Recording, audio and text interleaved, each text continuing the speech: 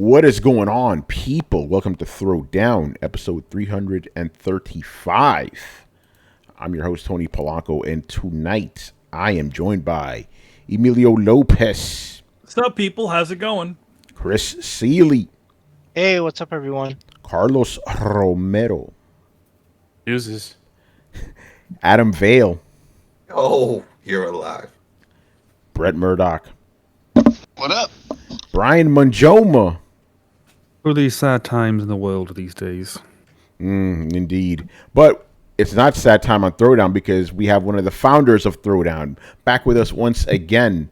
The one, the only one, Mr. Riku-san one. What's good, people? What's good? All right, we're back with another one. Riku, how you been, bruh? Man, I've been pretty good. Today's been a little rough, as you would know. Uh-oh. But you know, I'm out here, man. We gaming, we knocking them out. Beat Returnal like fucking 600 times. It's like, damn, Riku, how you do that shit, man? Just continuously bashing my head against the wall. Man, I bashed my head enough with that fucking game. Although, Riku, I want to get your take on this about Returnal. This is something I've noticed, right? If you don't make it past chapter 3 or biome 3, you're not beating the game. But if you do make it past biome 3, you will beat the game. That seems to be, biome 3 seems to be the cutoff point. I could see that. Yeah, Biome 3 is definitely the cutoff point of like if you're actually gonna continue with this or if you're gonna drop it. Yeah, because Because that's once where you I get that- stopped, Yeah, you know? once you get that checkpoint, you're just like, I honestly only have to do that again because there's 6 biomes, so Yeah, you just got to get through to the next 3 and you're good. yeah. Yeah, because, like, it's funny because, like, the first time I got to biome 3, I got to the boss, like, in 2 hours, right? But I had, like, no health left. So one shot killed me, and then the next 10 hours I spent trying to get back to that boss. And I don't even know if there's a shortcut. I'm assuming there is. I couldn't find it, you know? But the thing is, shortcuts don't even matter in this game because you need to go through the previous levels to gain all your shit again, you know? It's too much, man. Like every run is It's tough, 2 to 3 fucking hours and shit, you know? The best thing you could do if you're going to use a shortcut is build up enough obolites to buy the health upgrade. You know, when you get to that little fabricator store, Yeah. it has everything for you to buy. One of them allows you to increase. I think it costs like maybe like 225 obolites. You just run around, get 225 obolites, go up to that thing, push your health up to like a quarter, and then go take the shortcut to the next area. Yeah, because I'm seeing some videos of people fighting the bosses. They're getting hit and like they're taking very little energy. I'm like, dude, 3 hits kill me instantly, you know. So you know, because you need to go back and do all that fucking grinding, build yourself back up again. It's too fucking much, man. It's too much. Like you play for 3 hours, you make no progress. That's a spirit sink right there, you know. And then do that shit 15 times in a row. It's like, all right, forget it. There's no reward for me to do this shit, you know.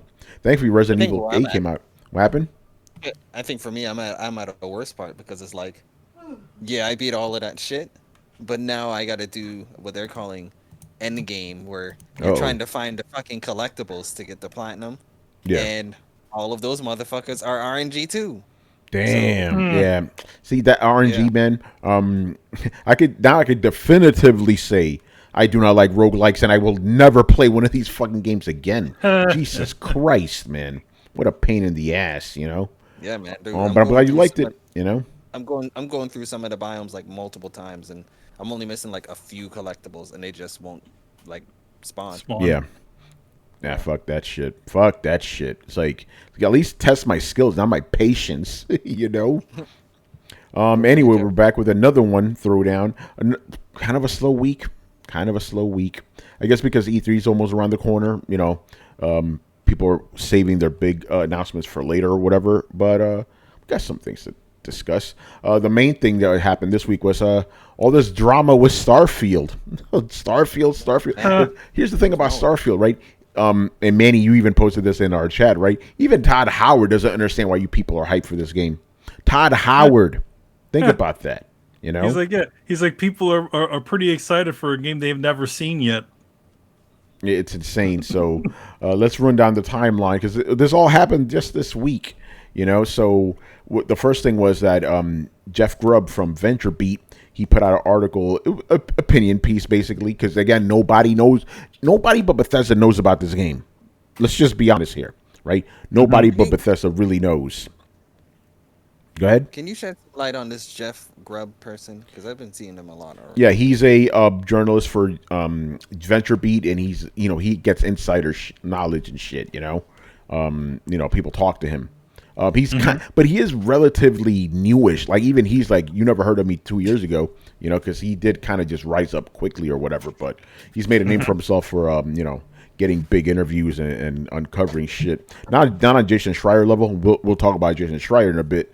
But he's getting up there. But anyway, so he posted his opinion, which I agree with, by the way, and I think pretty much everybody on Throwdown agrees with. Is like Starfield is going to be an Xbox exclusive, Xbox PC exclusive, right? Because there's still, let's just be real here, PlayStation ponies who don't want to believe it. Man. And anytime you even mention Starfield, forget about it on Twitter, blow up. I can say Starfield right now. My that one thread, I'll just say Starfield. That's it. I'll just say that. It'll be chaos in the comments section. It's funny. It's funny because like it's just this big assumption that this game is going to be for everything. No, it's not. When they announced Starfield, they just announced the name and they just showed you a little bit of a video, and that's it. They didn't say what it was going to be for. And the thing is, that's the thing I think is going to sort of, not going to bite them in the butt, but it's going to be the thing that why you're going to hear these sorts of situations.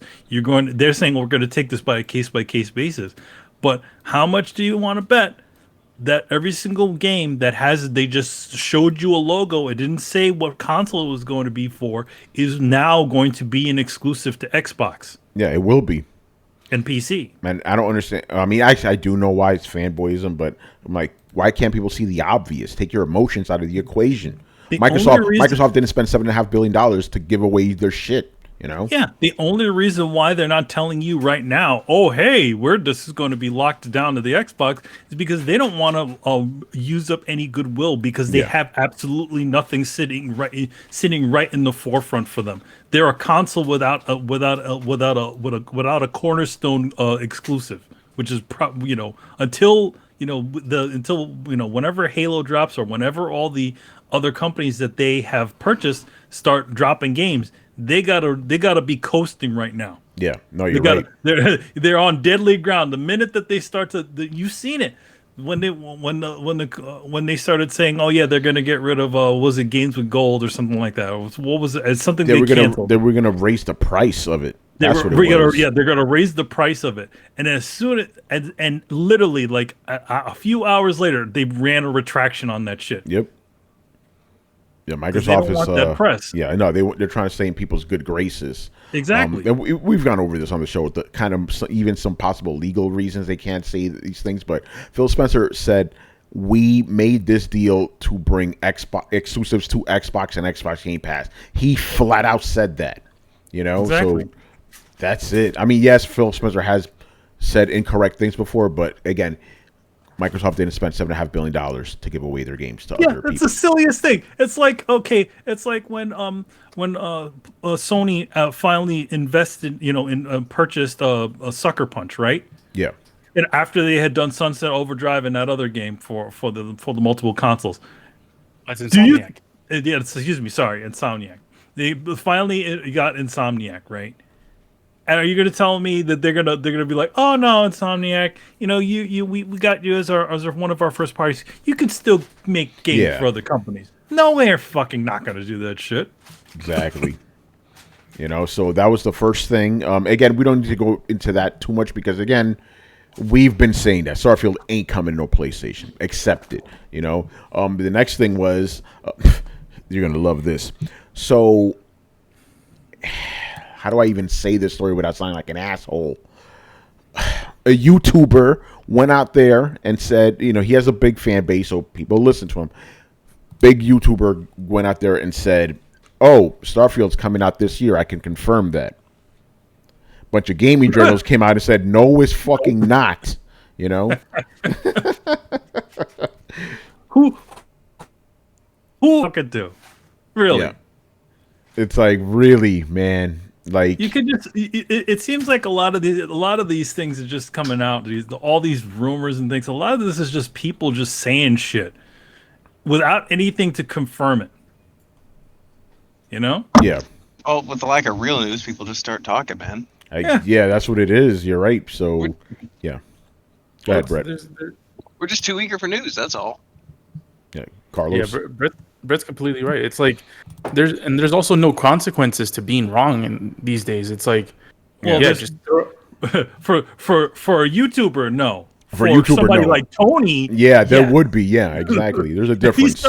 If Tony started spreading rumors like crazy ass rumors, yeah, he probably wouldn't be having no work anymore. I wouldn't be work anymore. Yeah, the YouTuber influencer, they could say whatever the fuck they want. Doesn't matter because people we've talked about it before. There's no expectation for streamers or any of these people and stuff. You know. Yeah, you can make all kinds of outlandish things when you're one of those sorts of YouTubers because you're not really beholden to the game companies for your content. You're reporting to the people who are essentially supporting you every single time you do a stream or anything. Yeah. So yeah, you can say all kinds of crazy shit and say it's confirmed and all kinds of other bullshit.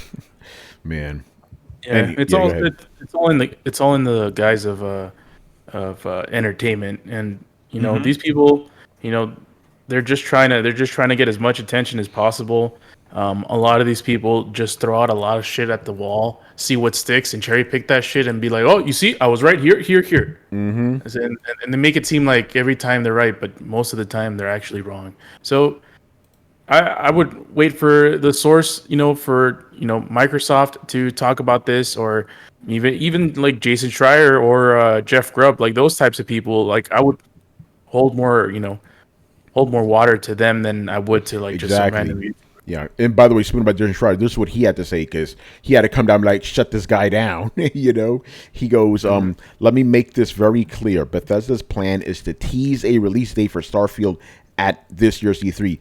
That date is in late 2022. I'll leave the specifics to them, but please keep your expectations in check and refrain from sending death threats when these rumors turn out to be false. Yeah. He's right, because that's going to happen next. Oh, you motherfuckers, you pieces of shit, you delaying the game. Like, how can you delay a game that hasn't been announced? Yeah. They didn't even give a number. They didn't say the console. They didn't even say a pre-order for it. Yeah, nothing. They didn't say a console, a date. They didn't say a damn thing. They showed you a fucking logo and some fucking space and some CG, and then everybody's like, "Oh my god, my life is gonna change." Well, okay, I think it's bigger than that because like Bethesda has basically said that like Elder Scrolls and Fallout, they're in the works, but you're not going to hear anything about them until after the release of Starfield. Yeah, right? Exactly. So Starfield is this kind of it's the door to all of the Bethesda big title games. We know they're not going to say anything about them until after this, so that just adds more anticipation. Like just fucking announce it so we can get news on the other things. Yeah. And then so when you hear like, yeah, they're going to announce it. And it's going to be released, and then they're going to announce the other thing. So we're not going to hear about any other games from Bethesda until 2023. That kind of fucking sucks. Well, I mean, or even 2022, Elder Scrolls 6 has been announced. Yeah. Starfield has been announced. We haven't seen anything from him except for like what Manny mentions, like a logo and some CG. So. Like this whole Starfield, and I think Brett has a good point about it being the bottleneck for all the other big franchises that Bethesda creates that a lot of people are waiting for. But also this whole console war bullshit is the only is the main reason, not the only. It is the main reason why this game is getting the hype that it is. Oh yeah. It's starting to get part of the whole ammo. It's getting locked and loaded on each side. People on one side wanting this to fail so they can be like, you see, Microsoft, everything they touch, turns to shit. And then on the other side, it's like, look at what game we have, and you guys don't have shit. Yeah. We have Starfield, you don't have anything. So it's gonna get used for that. It's only gonna amplify even more as we go on. Friggin' Starfield is not a known IP. It's from Bethesda. They haven't shown anything about it other than that we know that it's in space, and people are losing their shit over it. I do understand, but I don't understand how people can be this stupid. They're bored. There's nothing else to talk about. So this is it. This came in and they were like, oh. I give a shit. Do you really something to argue about? That's all. Also, Yeah. I think that people have the expectations that they do. Just at least from personal experience, like, okay, so Bethesda, like, and I'm pretty sure they said something about it's the team that does like the Fallout and the Elder Scrolls and all that stuff. So basically, they don't make brand new innovative games. They don't change the recipe all that much. So I think a lot of people are like, Fallout in space, I'm fucking down. You don't need a lot more than that gameplay in a new setting, and people kind of seem to get excited about it. I think the one thing is, like, to be honest, it's like I feel like people also just need to hold their horses on this. I mean, the one thing that we do know about Starfield is that it is going to be the cornerstone of the new engine that they're going to be using to start to developing the next generation titles. So they're going to be supposedly dumping that shitty engine that they've been using for the last 20 years and finally actually getting together and doing a totally new engine. So to be honest, give those motherfuckers time, so we don't have a janky ass mess, a janky ass mess of a game. I personally just like do like they did last time. They just say, "Oh, by the way, it's coming out tomorrow, or coming out next thing." I like that version. Well, that can't happen now because the game was announced 3 years ago. I mean, to be honest, like they. I mean, go ahead. I was just gonna say, can we make the distinction between an announcement and a reveal, just for the sake of this discussion? Like throwing out a title card or letting people know that you're working on something is an announcement, but it's not until you get that E3 sizzle reel reveal that's when they usually drop a date. Yeah, I consider the same thing. Announcement, reveal's the same fucking thing. Fallout, they were like it got announced and revealed at the same day. You know what I'm saying? There is that. Yeah, but like so you think that games just make multiple announcements or reveals or whatever? Well, they do that all the time. Okay, I mean, personally, I think an announcement, I cater them different. You know, it's something to say I'm working on something. It's another thing to say here's the thing I'm working on. Well, and a lot of times they'll tell you I'm working on, like, they've announced Elder Scrolls, but not really. Yeah, no, I see what you're saying, but I'm just like, to me, I'm like, if it's announced, it's also revealed. Like, hey, we've revealed that we're working on this game, you know? But I see what you're saying, like, reveal, to you, reveal means actual footage of the shit, right? Yeah, maybe those need to be different. Maybe maybe a reveal is when they tell you they're working on the game, and the announcement is when they actually show. Yeah, I think that's just nitpicking. To be honest, it doesn't really matter. But go ahead, Carlos. Well, I think you need to be more specific about that, because a game before it launches can have so many fucking reveals. It could have the unveiling of a fucking logo, of the name, of what it's going to be about, of a CG trailer, of gameplay trailer, of a date, of anything. And so it's like we always, exactly the order that it always goes in. Not necessarily. I mean, even like The Last Guardian had like an unveil and like gameplay, or kind of, and then like it changed and yeah, so that was a weird example. Most of the time, the gameplay trailer is the last thing you get before release. Yeah. Yeah. Well, I mean, yeah. Relative to the other stuff, yeah, probably. Yeah. You get a logo, then you get something about like a story, possibly with the cinematic trailer. Maybe the cinematic trailer is put next, and then after the cinematic trailer, you get the gameplay, and then you know that the game is done baking. You know the game is done baking when they show the launch trailer. You know the game is done baking after the day 300 patch.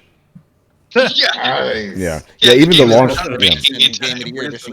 Yeah, if we're gonna talk about launch trailers, let's talk about Killzone 2 launch trailer. You know. Yep. So was it gameplay? No, that's my point. It turned out not to be. It turned out not to be. Future. They're like, oh, this is what we expected to look like. No, they didn't. You know. I don't think that was the launch trailer. I think that was the. That was their reveal trailer. I remember when they showed that off. Yeah. When they showed I remember getting off that chopper and all that shit. I'm like, oh my. Because remember, this was back in the day when I still didn't play first person shooting games. I was like, I'm buying that fucking game if it looks like that, and it didn't look like that, so I didn't buy it. You know. Yeah. Well, the thing about it is that they even didn't mean that to be shown. Sony was not supposed to show that, but they showed it anyway. Man, that was just a proof. That was a proof of concept trailer that a lot of game studios often do. Yeah, those things are usually meant to be internal. So, yeah. You know, I wonder if there's an internal Starfield video running around. Who knows? There probably is. You know. I mean, no, yeah, I'm sure there is like a thing that just sort of shows you the sort of proof of concept of what it is. I mean, most games have it. Last Guardian has like at least 2 versions of that, where it was like a multiplayer game and all that other stuff. Yeah, remember the Metal Gear Solid 4 one? It's like the game don't look like that, man. Oh, it doesn't. I mean, it looked close to it, but the thing is, like, yeah, it was real time, but it was also running real time with the best case scenario. Yeah, 60 frames per second and everything. I'm like, damn, the game don't look like that. Remember Final Fantasy Versus 13? That they completely changed the game and the title. And the game, yeah, that happens. See, that's why. Revengeance? Yeah, just I'm telling you, man. We a few months ago we were asked like how come video games don't set a firm like date as soon as the development starts. 'Cause you can't do that. The whole game may be scrapped a year or 2 into the development. You know, that happens a lot. You know. Yeah. But Starfield, listen, man, people need to calm the fuck down. Calm down. Like, I understand there's nothing to talk about at the moment, but we haven't heard shit. So wait until something's actually announced, then get hype. Literally, all we know is it's good. It's a Bethesda game in space. That's all we know. I have a feeling that we even mentioned this on the show that the one reason that they only really mentioned that game is only because of their investors. Yes. That's the reason that a lot of these things get announced, you know. But now officially, they don't need to worry too much about investors because it's all this, you know. Yeah. Because they don't have, and you know, they're part of the Microsoft umbrella. That is true. Yeah, they don't have to worry about that anymore. But yeah. I mean, I'm gonna give it to the whatever super fan or like. I understand the hype, man. It's the blockade that is stopping all Bethesda games, and it is essentially the reveal of the new engine that's going to run all of them. I understand the hype and the excitement, but because of those things, those are the exact reasons why you should not rush it, right? Like I'm sure that every time that they make an engine tweak, it is affecting the development of 3 different games at least, right? So if you rush Starfield, going to negatively affect your Skyrim. Sounds weird. It's fucking true. We've lived with the janky engine long enough. I think an overhaul is highly deserved, and it's the main thing that they've been asked for like 3 games now. So like, I know the audience is a bunch of different voices and not one coherent thing, but you ask somebody to do something, they're going back and fucking doing it. Don't rush them and be an impatient dick about it. Nobody likes that. Nope. Everybody's like, hey, can you cook dinner? Is dinner done yet? No. Just so, as somebody who likes Bethesda games and wants them to recover from the smear that was the launch of Fallout 76, just let it be good. Just give it time to let it be good, because I don't want to sit there for another 6 months hearing the exact same fucking people who are bitching about it not coming out now, talking about how it's a janky-ass thing and the games are fucking worthless. I'm done. I do not want to have to endure another 2 years of Brian's quiet smugness.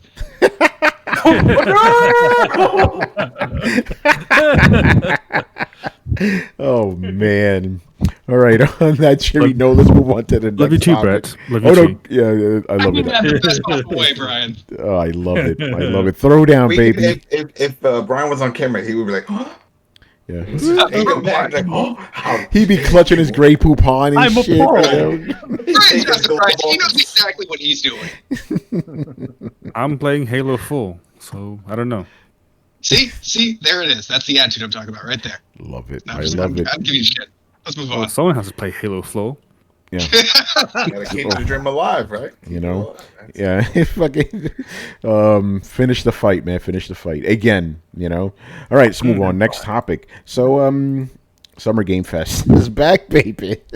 Okay, we knew this, didn't we? Here's the funny thing about Summer Game Fest. It's starting off literally the same weekend as E3. I mean, Jeff Keighley's not giving a fuck. No, Jeff Keighley's is full on power play at this point. You know? He is not giving a fuck. So we're gonna run down the schedule so far and the all the people who are going to be associated with all the companies, right? So starting on June 10th, it's called the Kickoff Live. They're going to have Weezer. I didn't know Weezer was still around. Like, but these homies dissing my girl. Yeah, they got some new ones. Yeah. So good for them. So June 12th, that the first day of E3, by the way, they're going to be holding Ubisoft Forward. It's kind of funny. it's happening at the same time that Ubisoft would normally happen during E3 weekend. So Ubisoft Forward on June 12th. June 16th, we got Steam Next Fest. It says 6 days, hundreds of demos. So is this the thing where they're going to let people play demos on Steam? Is that what's going to be happening there? I heard something like that maybe happening. Yeah, a few of them I heard they were going to start releasing demos, basically. Bringing it back as if it was never a thing. We've always had demos before, but whatever. Yeah. And then the last thing that's scheduled, again, they're going to fill out the schedule as things go on. July 23rd, 22nd, this is a whole month afterwards, right? After E3, after all that, EA Play. EA Play. But right now, let's run through all the companies that are going to be showing things at the Summer Games Fest. Man, is Havoc Physics going to show up? Let me look. We'll see. I'm looking at the 8th section. Okay, we got 2K. They're going to be there. Activision. Amazon Games, Annapurna Interactive, I know that name somewhere. Blizzard Entertainment, Capcom, Devolver Digital, Dotemu, EA, Epic Games, Finji, I don't know who that is. Frontier, Gearbox, Hi-Res Studios, Inner Sloth. That's another one I don't know. Koch Media, Mediatonic, Mihoho. Sorry, Koch Media, isn't it? Aren't they an evil empire? Koch Media. Yeah, aren't they an evil empire? I don't know. Well, they own Deep Silver. Yeah. That's what makes Saints Row. Okay. I guess they're not. I guess they're not the. No, they're not evil. Sounds evil, man. It sounds evil. Mihoyo. I don't know what that is. It says Tech Otaku Save the World. Okay. Mihoyo? They also do that Genshin Impact as well. Oh, a Genshin Impact company. Oh, okay. So it is the evil empire now. That's the we got Bandai Namco. You already know. Psyonix. Oh, cool. Psyonix. Raw Fury. Riot Games. Saber Interactive, Sega. Here's an interesting one. You know, PlayStation's not gonna be at E3, right? Mm-hmm. They're gonna be at Summer Games Fest. It's like, well, they got the Jeff Keighley connection. Mm-hmm. Ain't that something?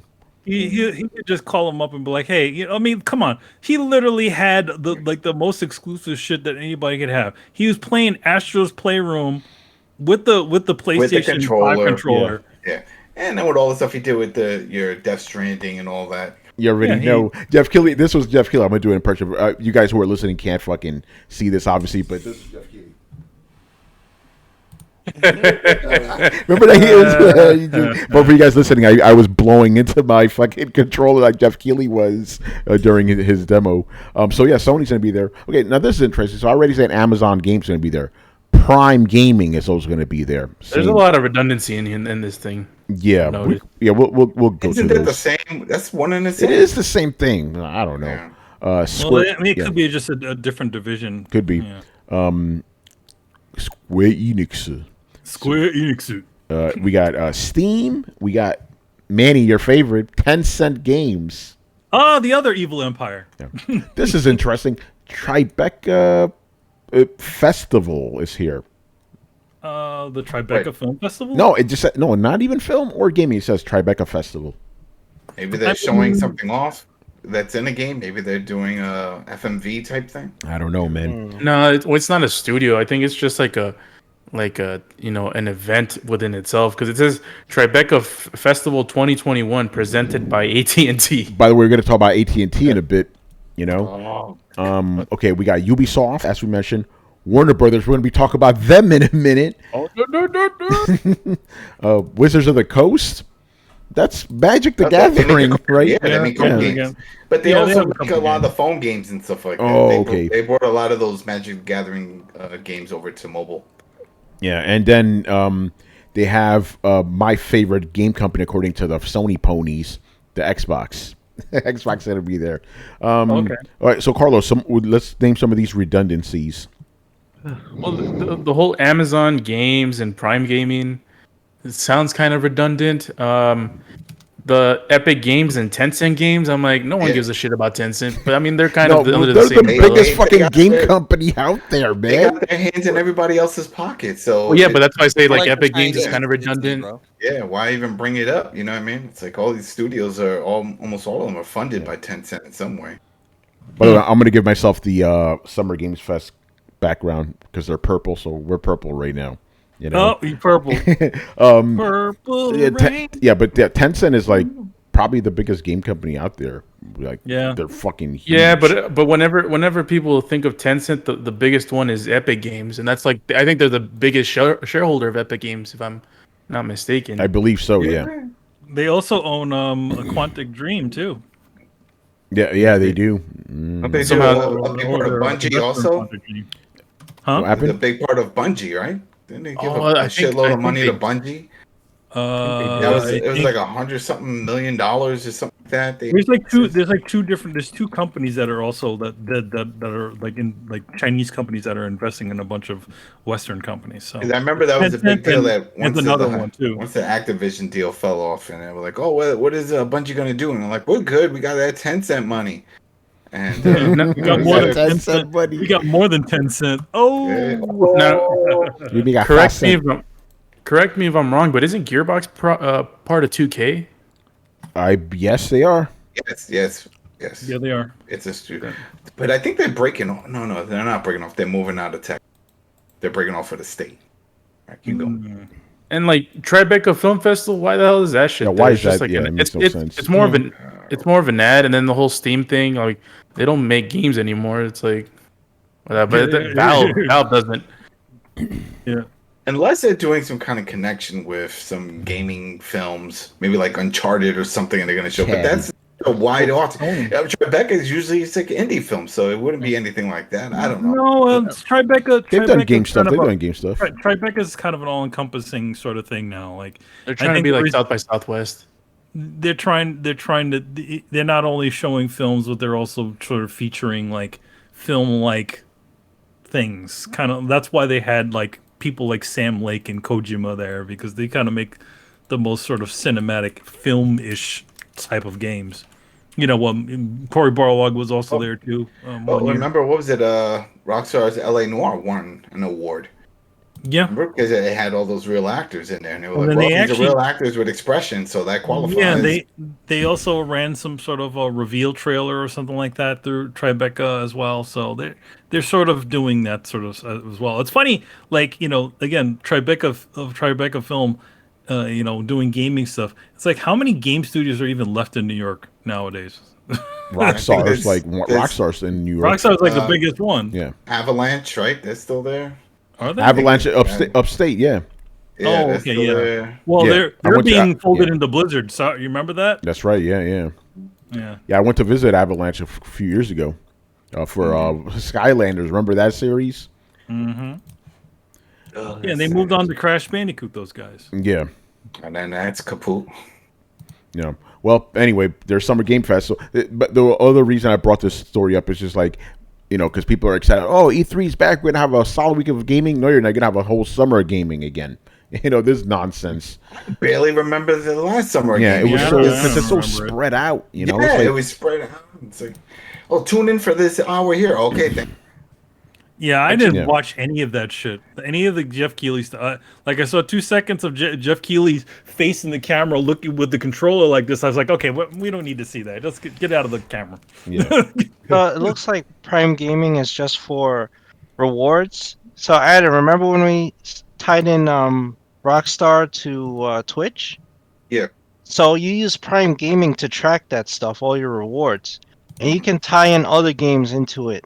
And claim rewards. Yep. So it's like a reward system. So then, all right. So that's what they're calling it now. They're calling it Prime Gaming. So they need to call it reward shit because it's really what it is. It's like it has nothing to do with gaming. Yeah. All in-game rewards. Yeah. It's just in-game rewards. I keep forgetting. I wish there was a way to set like alarms. Have your games that you play, and then say, "Hey, do you want a little bell? Like, if there's ever a reward for this game, do you want to be notified?" Because I miss shit.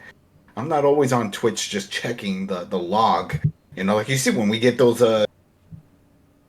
this money away, in-game currency. But it's weird. stuff I have checked. I logged into it, and the latest KO Perico reward, it says it's claimed. It auto claimed it for me. What? Yeah. So I even have Red Somebody Dead hacked your Online. account. Chris, somebody Oh, I hacked your get account. hacked. They're Oh claiming your shit. shit. They're claiming your shit. Let me see right now. Anyway, It says yeah. Red Dead Online. I got a reward for 50% off advanced camera or something like that. I'm like, I haven't played Red Dead Online since we played it Oh, on stream. shit. Well, you got to be careful with Was that. that the Whoa, time whoa, whoa, that, hold on. that That's Blake not a got dragged reward. in the streets? Said somebody a horse member? The guy dragged him in the streets. Is that a And I reward or is that a coupon? I don't know what it is. It just says I claimed it. I have You no claimed it. idea. Yeah, I think that's clever advertising because the rewards they generally be like, you have $1 million like in-game money or blah blah blah or this other thing. Like, congratulations, you've won a coupon. Sounds a little bit fucking fishy to me. Maybe I'm just a cynic. I can get some UFC Kempo out. Simpukin. See, this is why they don't tell you via email, because they want you to visit the site and all that shit. Yeah. All right. Let's move on. Next story we will be talking about tonight. This one kind of interesting. So WB Games is getting broken up because AT&T and Discover merged. Like, Yep. what the fuck?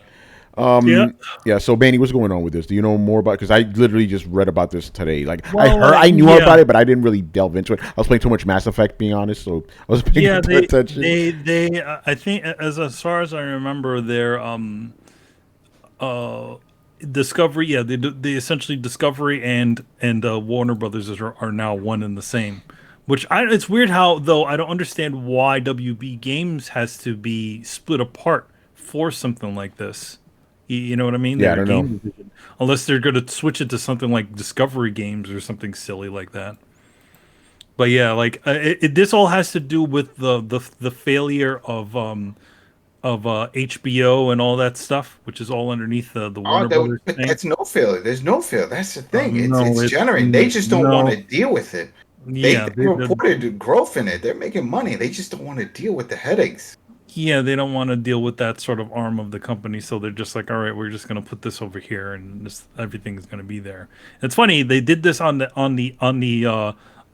literally the day of that they announced Adventure Brothers animated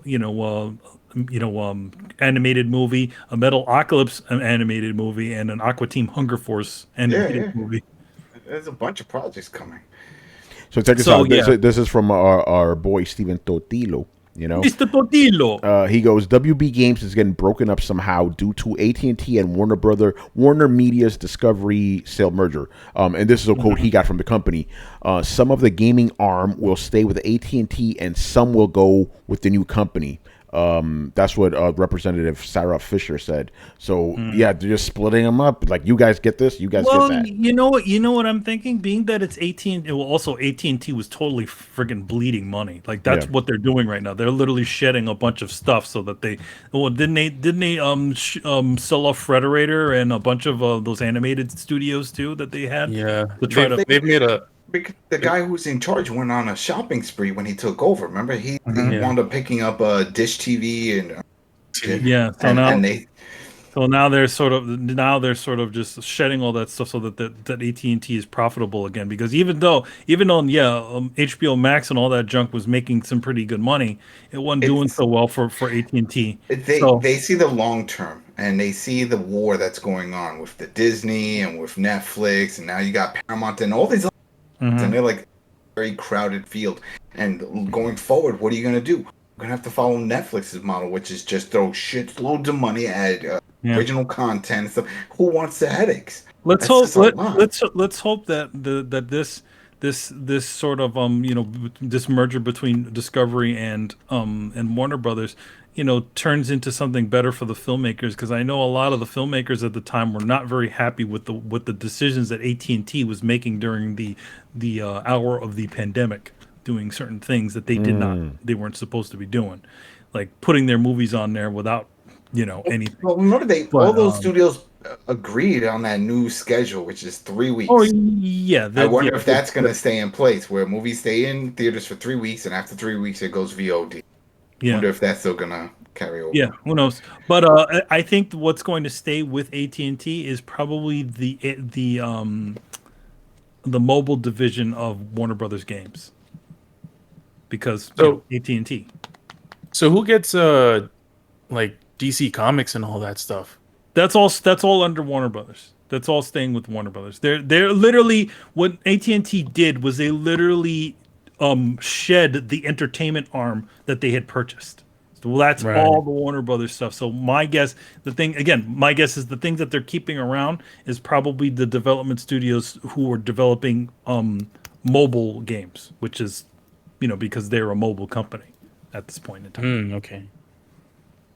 So I don't think it's going to be that. I don't think they're gonna be like, oh my God, Rocksteady Games, they're gone and they're at AT&T. No, I don't think it's going to be like that. I think it's anybody who's currently developing consoles, sort of games like that. They're all going to, and PC games. I think that's all staying with the Warner Brothers side, and I think whatever mobile gaming division portions are probably going to be taken over by AT&T. Maybe call it AT&T Games or something silly. Oh God. Yeah. Anybody else got anything to say about this? My thing is, like, I don't really play Warner Brothers games, so I don't care, to be honest. The only thing you got to care about is Batman, man. But Rocksteady ain't making them, so you know what I'm saying? Like, whatever. It's funny. Go ahead, Chris. Mortal Kombat. Yeah, I know Mortal Kombat, but I don't. I don't really play Mortal Kombat like that. It's what I mean. Again, it's like, I don't think it's going to be that big of a deal. Yeah, I am. The only thing is, I will say anything with AT&T that does worry me, because that company's just terrible. Yeah. But it just shows that whenever you see these big companies gobble up other big companies, too big, what could happen? This could happen. It can burst, and then all the shit just falls to the ground. And it's like, where's this going? So we could see this with other big companies. Well, that's already happened with other big companies. When Viacom and CBS merged together, they shed Simon and Schuster. They had to get rid of the publishing arm of the company because they were just too big. Disney has swallowed a ton of stuff, so much so that they're contracting out things. Think about this. They have this weird deal with Universal. So anything past the center of the country, Universal can show the Marvel characters in their parks. But they can't do it on the West Coast, right? So Universal Orlando still has the X-Men in there, still has the Hulk ride, still has a whole Marvel land. Disney can't have any of that. So in Disneyland, they're building Avengers Campus in California Adventure. They can't have that on the East Coast, right? Yeah, this is the weird conundrum they're stuck in, but Universal has to pay them for that, and they gladly take that money since they're in the hole. So AT&T, when they acquired Warner Brothers, they were already $110 billion in debt. So shedding Warner Media to Discovery and gaining $40 billion, this is to get back in the black, like Manny said. Like they have a long road. Even this acquisition, they're still $80 billion behind. And here's the thing: when they started making these decisions on how Warner Brothers was going to release movies, and just basically dictating we're going straight to streaming, and HBO Max is the future, and fuck theaters, and we're going to do that. So they created a huge rift. The Warner Brothers president and the AT&T president were already feuding, and he didn't give a shit what she said. They just were like, this is how things are going to run. And AT&T is a telecommunications company. They're not a Hollywood studio, so they don't understand that side of the business. They're just like, what are the fans screaming about? This is why the Snyder Cut happened. This was John Stank. He's the head of AT&T. He is like, hey, how all these people are screaming about a Snyder Cut. Do you have this? No? Then make it happen. Give him money and make that happen, right? That's why that happened. They don't want the Snyderverse at Warner Brothers, and there's a big feud over it. This is why they're eliminating it from the DCEU. They don't want it, but they saw an opportunity, and that's why they gave Snyder money and told him to go finish the movie and release it exclusive on HBO Max because it's content, right? That's all AT&T cares about. They're like, hey, this is content, put it on there. If people are asking for it, hey, that's... it's old school thinking. Hey, the customer wants this, give it to them. With Hollywood nowadays, they're just like, hey, you take what we give you and enjoy it and get excited for the next thing we give you.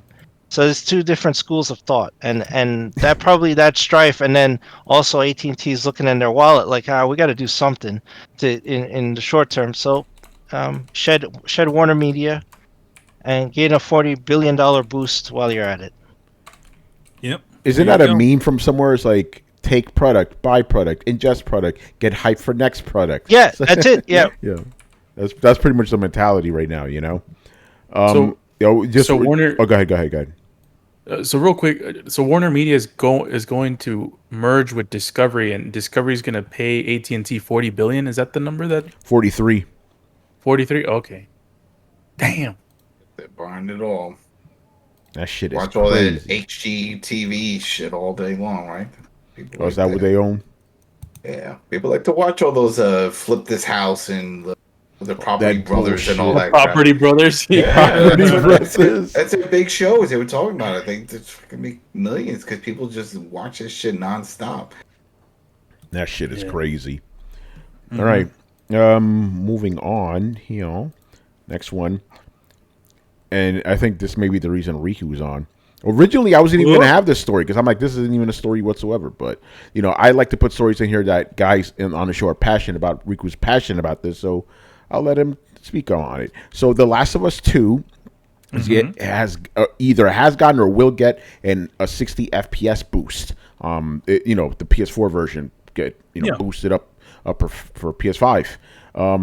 So Digital Foundry actually did a recent video about the performance update. Yeah. On it. All right. So Riku, what are your thoughts? And by the way, correct me. Is it coming or is it out? It is out It is out. Yeah, Okay. it's out All right. now. Yeah. So, like Manny said, Digital Foundry, they did a video on it. You can go watch it. It's a very, very good video. Showcases Last of Us Part 2 in 60 frames. See The way it flames. should have been. You Oh know. god. The interesting part about this is the fact that as far as we've seen in regards to the these PS5 patched games, they've all been a patch for the PS5. But when it comes to The Last of Us Part 2, this is actually an update for the PS4 version. So there's like a firmware update for the PS4 game, and in the game you have to go to the settings and toggle a feature for the PS5. So it's odd the way they decided to go about it. You're basically just unlocking the the frames on the game because it's locked at 30. You're basically just going into the options and toggling, because it literally says in the description when you toggle it, this is for PlayStation 5. So that's very odd that they decided to do it that way instead of just patching it like all the other ones. But Naughty Dog is just built different, I guess. But no, like I said, it looks really fucking good. It doesn't seem like they changed really anything else with the game. Like in regards to like fidelity and all that stuff, it still looks as good as it did. And really, I don't think they really went in there and messed around with anything and made anything like better. But I think that was the main thing that people wanted. Oh, they didn't take Abby out of the game? Jesus, we gonna leave that alone, Tony. Trying to get Go watch our spoiler alert, man. Go watch our spoiler alert. She's the best character in the game. Nope. She is. Think about it. She's the No, what we always she's wanted from trash. Terminator. I wanted her to fucking die, man. He's weak. Damn. He's weak and I personally- unrealistic. But we're not gonna get into that. We're not getting into that. Yeah. We've all We're known not- Diesel. we're not- Well, yeah. maybe you don't know. Yeah, I don't know nothing. Apparently, Diesel chicks, man. Don't hate diesel chicks. I'm good. I like my women feminine. Anyway, Rico, go ahead. Anyway, Jesus Christ. Yeah, what's wrong with you? So, the additional thing that I wanted to talk about is this whole fucking PS5 patch thing. Uh-oh. So, a few weeks ago, PlayStation came out with a video called PlayStation Game Boost. Do you guys know about that? Wait, what? Yeah, it was that boosting stuff that it was in the options. Wait, go back. What happened? So, okay, I'm gonna drop it in the Discord, and It's basically this video they're saying is 2 weeks old, so it's like I said, it's not that old. But it's basically just a little fucking trailer that PlayStation threw up for PS5 games, and they're basically what we know it as is PS5 patches, PS5 patch or PS4 games, make them run and look better, But Sony decided to, and I guess they're trying to push this. They're trying to give that its own name, and they're calling it Game Boost, which is like okay. So they released that little trailer, which is like fucking. How long is that thing? Like a minute long or some shit? Let me look at this. It's fucking 20 seconds. And in this 20-second video that they released called Game Boost PS5, it's basically showcases God of War, Ghost of Tsushima, Shadow of the Colossus, and Days Gone, I'm sure. Is Days Gone in there? I didn't see Days Gone a part of that. It's It just shows a very small selection of games in this little Game Boost thing, right? So it's like, okay, so they released this video, right? Honestly out of nowhere. They even got a little fucking special logo for the Game Boost. It shows like a little fucking arrow. That was the same name for the Pro games. Remember the games that worked on Pro, and it was the same thing. Game Boost on or off. It was in the settings. Boost mode. Yeah, the boost mode. That was called Boost mode. This is called Game Boost. it's like what they did with it's like what they did with share play and share screen. On PlayStation 4 you can share play with someone and show them your game and they can play it.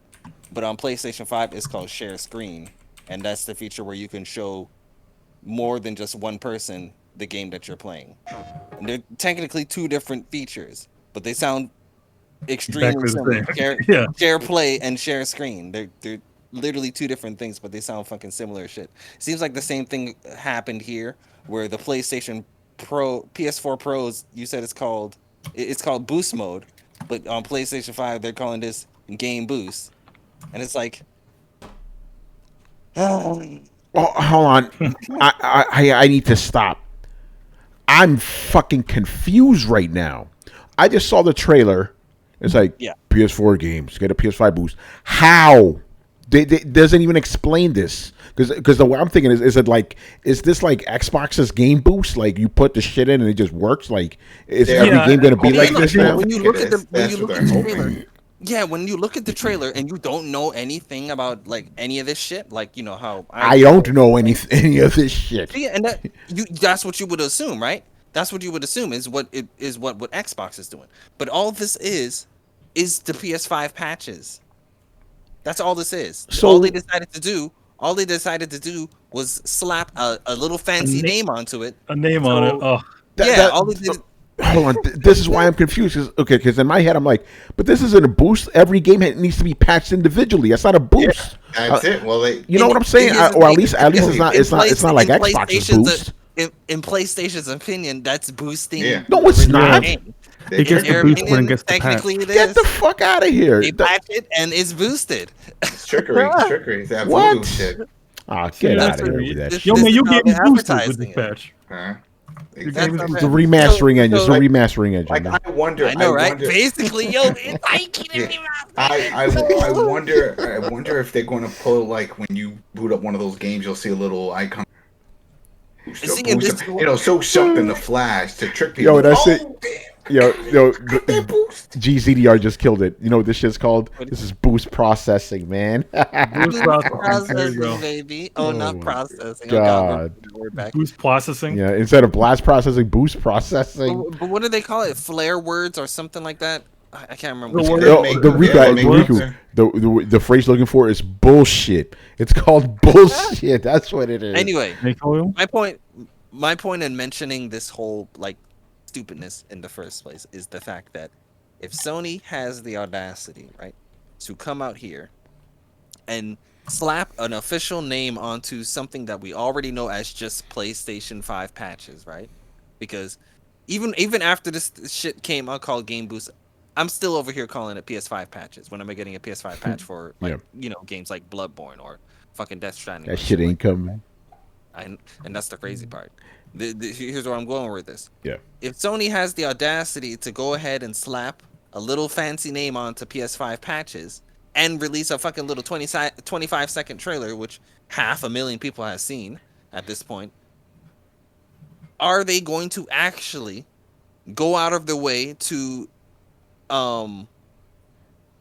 put out more PS5 patch for games? Because like I said, I named a few games out there that you would assume would get a PS5 patch, but as of right now, they do not have one. And that's games like Bloodborne, that's games like Death Stranding, that's games like fucking, to be honest, they could go ahead and do it with fucking Infamous Second Son. Yeah. They're first party games that they own, and it's just like, when you look at this trailer, I tweeted something a few days ago, and then a whole bunch of people corrected me. Uh-oh. I'm glad that I'm glad that they did, because I didn't fucking know. But when I tweeted it, I didn't know that Sekiro and Dark Souls 3 run better on PlayStation 5. Initially, when Sekiro and Dark Souls 3 came out, they run at 30 frames per second. You know, and when Dark Souls 1 and 2 remastered came out for PS4, they run at 60. You know, so it's odd that we have Dark Souls 1 and 2 running at 60 while you have Dark Souls 3 and Bloodborne and Sekiro running at 30. So I tweeted, what's it called? The company that makes these games. Fucking From Software? From From Software. Yeah, I said From Software should release some sort of patch to, make those games, Dark Souls 3, Sekiro, and Bloodborne, run at 60. So all of the Souls games are running at 60. And then, the internet corrected me and said, oh yeah, Sekiro and Dark Souls 3 do run at 60 frames on the PlayStation 5. And I didn't know this. You know why I didn't fucking know this? Because as far as I've seen, they haven't fucking advertised that shit. I have not heard, until the internet told me and I looked up a fucking article of some random fucking site I've never heard of. I didn't know that fucking Dark Souls 3 and Sekiro ran at 60 frames on PlayStation 5. And maybe it's one of those games where they just decide, it just natively does it.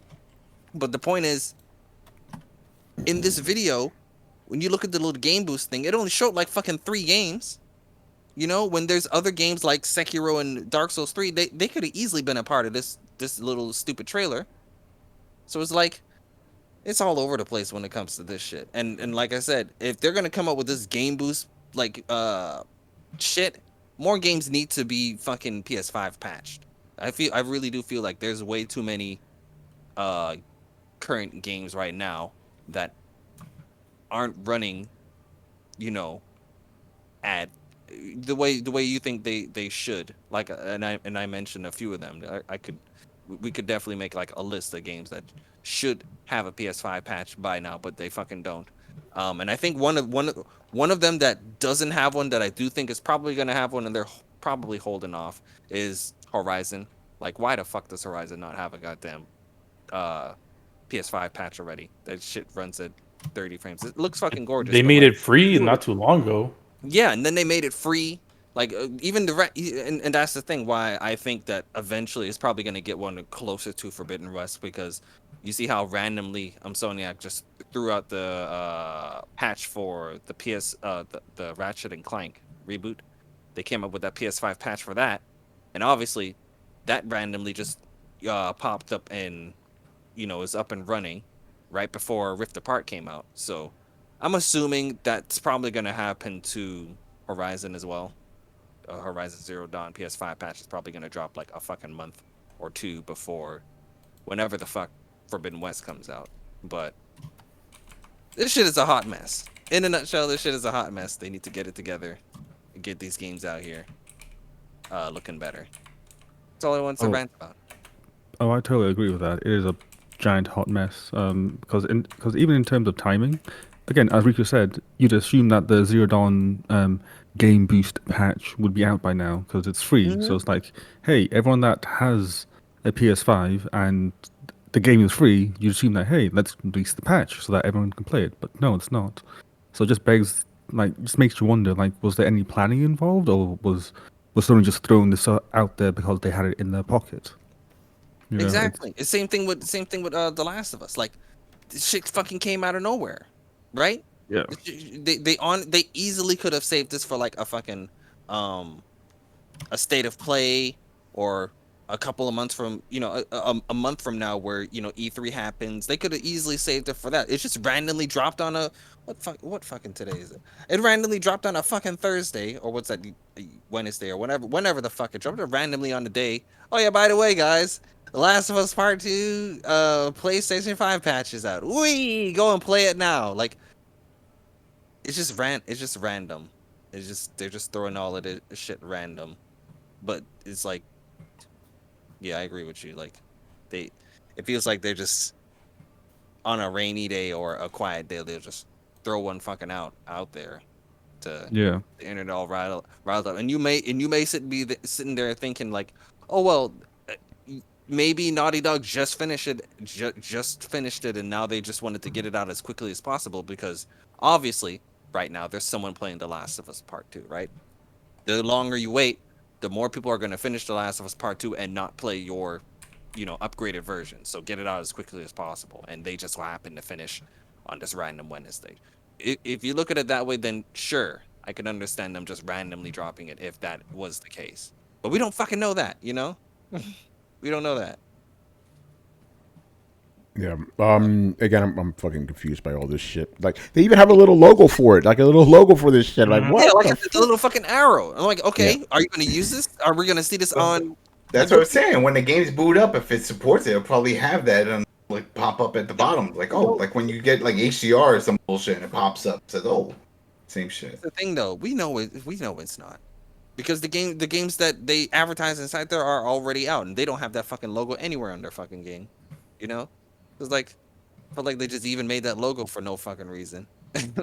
I almost feel like it's like a lazy version of a lazy version of what Microsoft actually has running within their thing. In other words, Microsoft has something that's actually doing something that's actually upscaling, older and running, essentially tricking older games to run better. So it doesn't even matter what the game is. It could just be like, again, Digital Foundry tested out with a bunch of dirt old games. It's like a PC. It's like running an old game on a really strong state of the art PC. It just so it's Digital even then they're saying that that Microsoft's thing doesn't need any sort of additional patching. It just tricks the game into running, thinking it's running in running in 30. In other words, it gives the feedback of like, okay, the frame has already been sent. So essentially, then feeds the next one. So then, therefore, it's throwing out more frames per second. I wonder if Digital Foundry is going to look at any of these and then compare. They did for non-boost and boost. They did. They at least did this. They did something on this Last of Us patch, but they didn't talk about this whole this naming convention that Sony's using. No, they didn't. I know boost, that was just a patch, but I mean like boost, like to compare a game that doesn't have the boost and boost to see that's what. But here's the thing, Adam. That's the thing. It's not really a boost at all. That's what I'm saying. All it is just they're going to get outed. They're going to get outed for it. All it is just the patch, yeah. So it's just straight up a patch. But they're treating like a boost. They're thinking it's a boosted version. The patch is a boosted version of our original game. So therefore, this is a boost. I'm like, okay. You guys are tripping. Like you guys do not understand. Like, the boost. That's just a name placeholder for the remastering engine. The remastering engine, man. All you gotta do is wait. Yep. We can either get it tomorrow, launch day, or the end of life cycle of the PS5. But You know what would be cool if when I boot up the game and say, "Hey, do you want the boost?" Yes. It's like now button mash the X button. I give it the boost. Give it the boost. I just keep banging on it, and I see a meter full.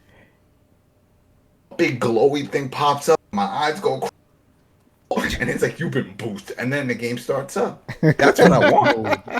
So yeah, like a little meter, like yes, I'm banging on it, dude, and it's like filling the boost meter. There you go.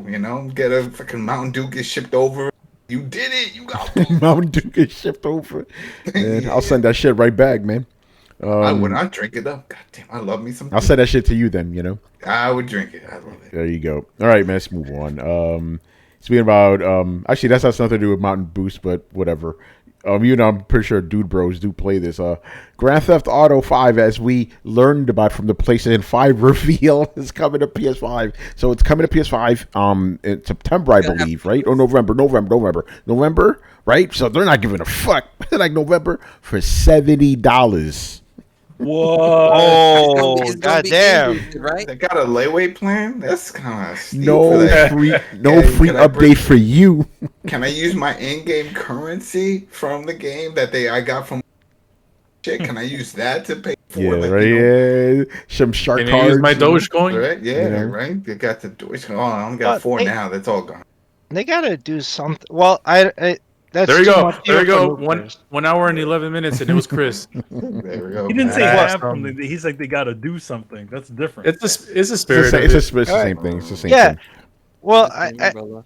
I disagree with this because, like, Oh. I understand they're like, oh shit, we could just sucker new players in here. This game, how old is it? It's 8 years old. Yeah. Come Yeah, on, it's about to be, yeah. and this is the second generation upgrade of it. So it started on PS3 and 360. So PS4 got boosted, and then you're gonna make another version. Listen, like, first of all, anybody who's played this, like, I've pushed my character up this far, right?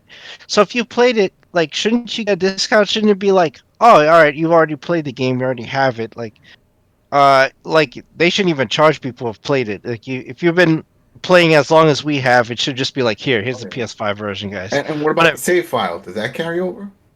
Yeah, I mean, it's online. Remember, your save for GTA Online is your just save will, on the yeah. servers. But Yeah. but just for the online. But I mean the campaign, because I remember before that was. No, a- but I a- highly that doubt did not carry Yeah, over. that didn't from carry PS2 over. to No, it didn't Remember, carry over. It was that one-time deal. I No, remember I you're had talking to- about online. You're talking about the online. No.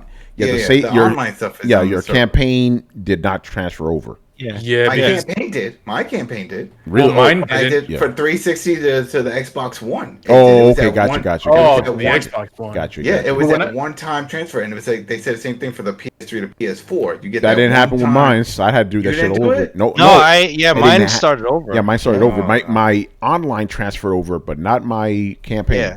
That did not. Yeah, Adam, when I transferred, when I started, I mean, even for PS5, I transferred all my shit, and I started from the beginning on the campaign. That Yeah. stupid scene where the dude is just sitting in the couch.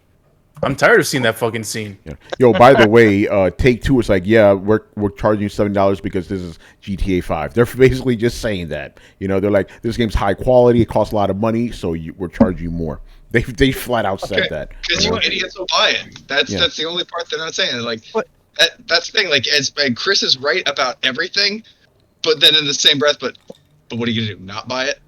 Yeah, I'm not buying it. You Yeah, don't need it. We well, don't need that- You it. say that now. You say that now. I mean, that We really. just smashed it. We can play it on the PS5 right now. No, yeah, but did you see how it looks? I don't give a shit. Yeah. Wait, did they release a trailer?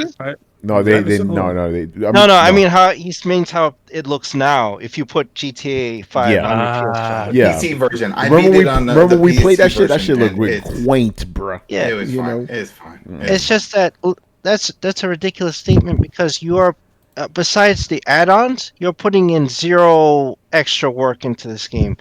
I mean, you're upping textures and all that stuff. You put in bigger texture packs, your high-res stuff, but the engine is done. That's 8 years done. Like, you've made tweaks and whatever, that's fine, but you do not need a full, like, costing game. You're not paying for anything. This is just because you can. Yeah. Chris, it was an expensive game. You see, Yeah. they need to recoup their losses because I don't think they've done that yet. So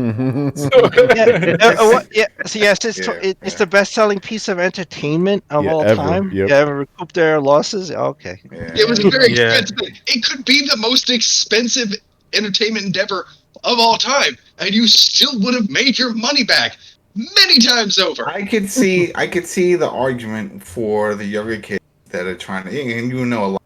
They get their parents, so like, all right, you remember mom and dad, you got. It's there. Well, now there's another one for the PS5. I see you playing it already on the PS. Yeah, but this one's supposed to look prettier. How much is it? $70. No, keep playing the same shit. Yeah, If that works already on there, then no, you're not getting another one.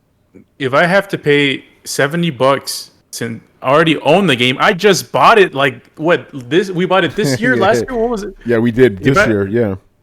if I have to pay $70, I'm not getting it, man. I'm cool if I have to pay 20, maybe even 30 for the upgrade. It'll be on sale. Maybe. Wait till the holiday sale. Thanksgiving. No, wait for that shit to go on sale because you know it will. It always goes on sale. Yeah. Yeah. I'm gonna start a $70. fight. You're gonna start a fight? Is it gonna be on Game Pass? Probably not.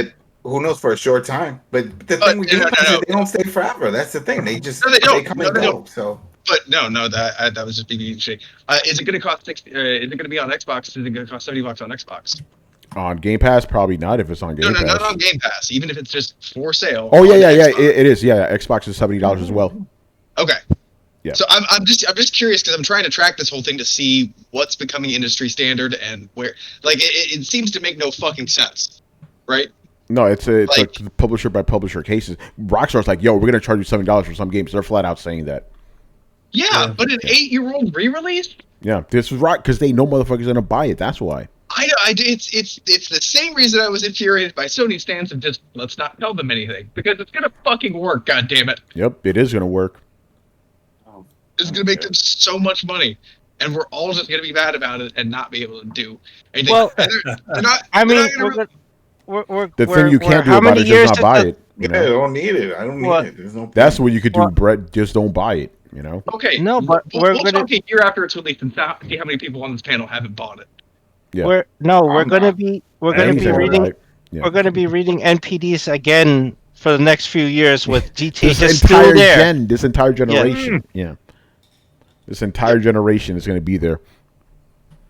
That's fucking crazy. Even though I'm like, hell no, I'm not going to buy it. If you ask me, like, how many people on the panel will have it a year after release? Oh, at least 3. Yeah. Oh, that's a fact. You already know.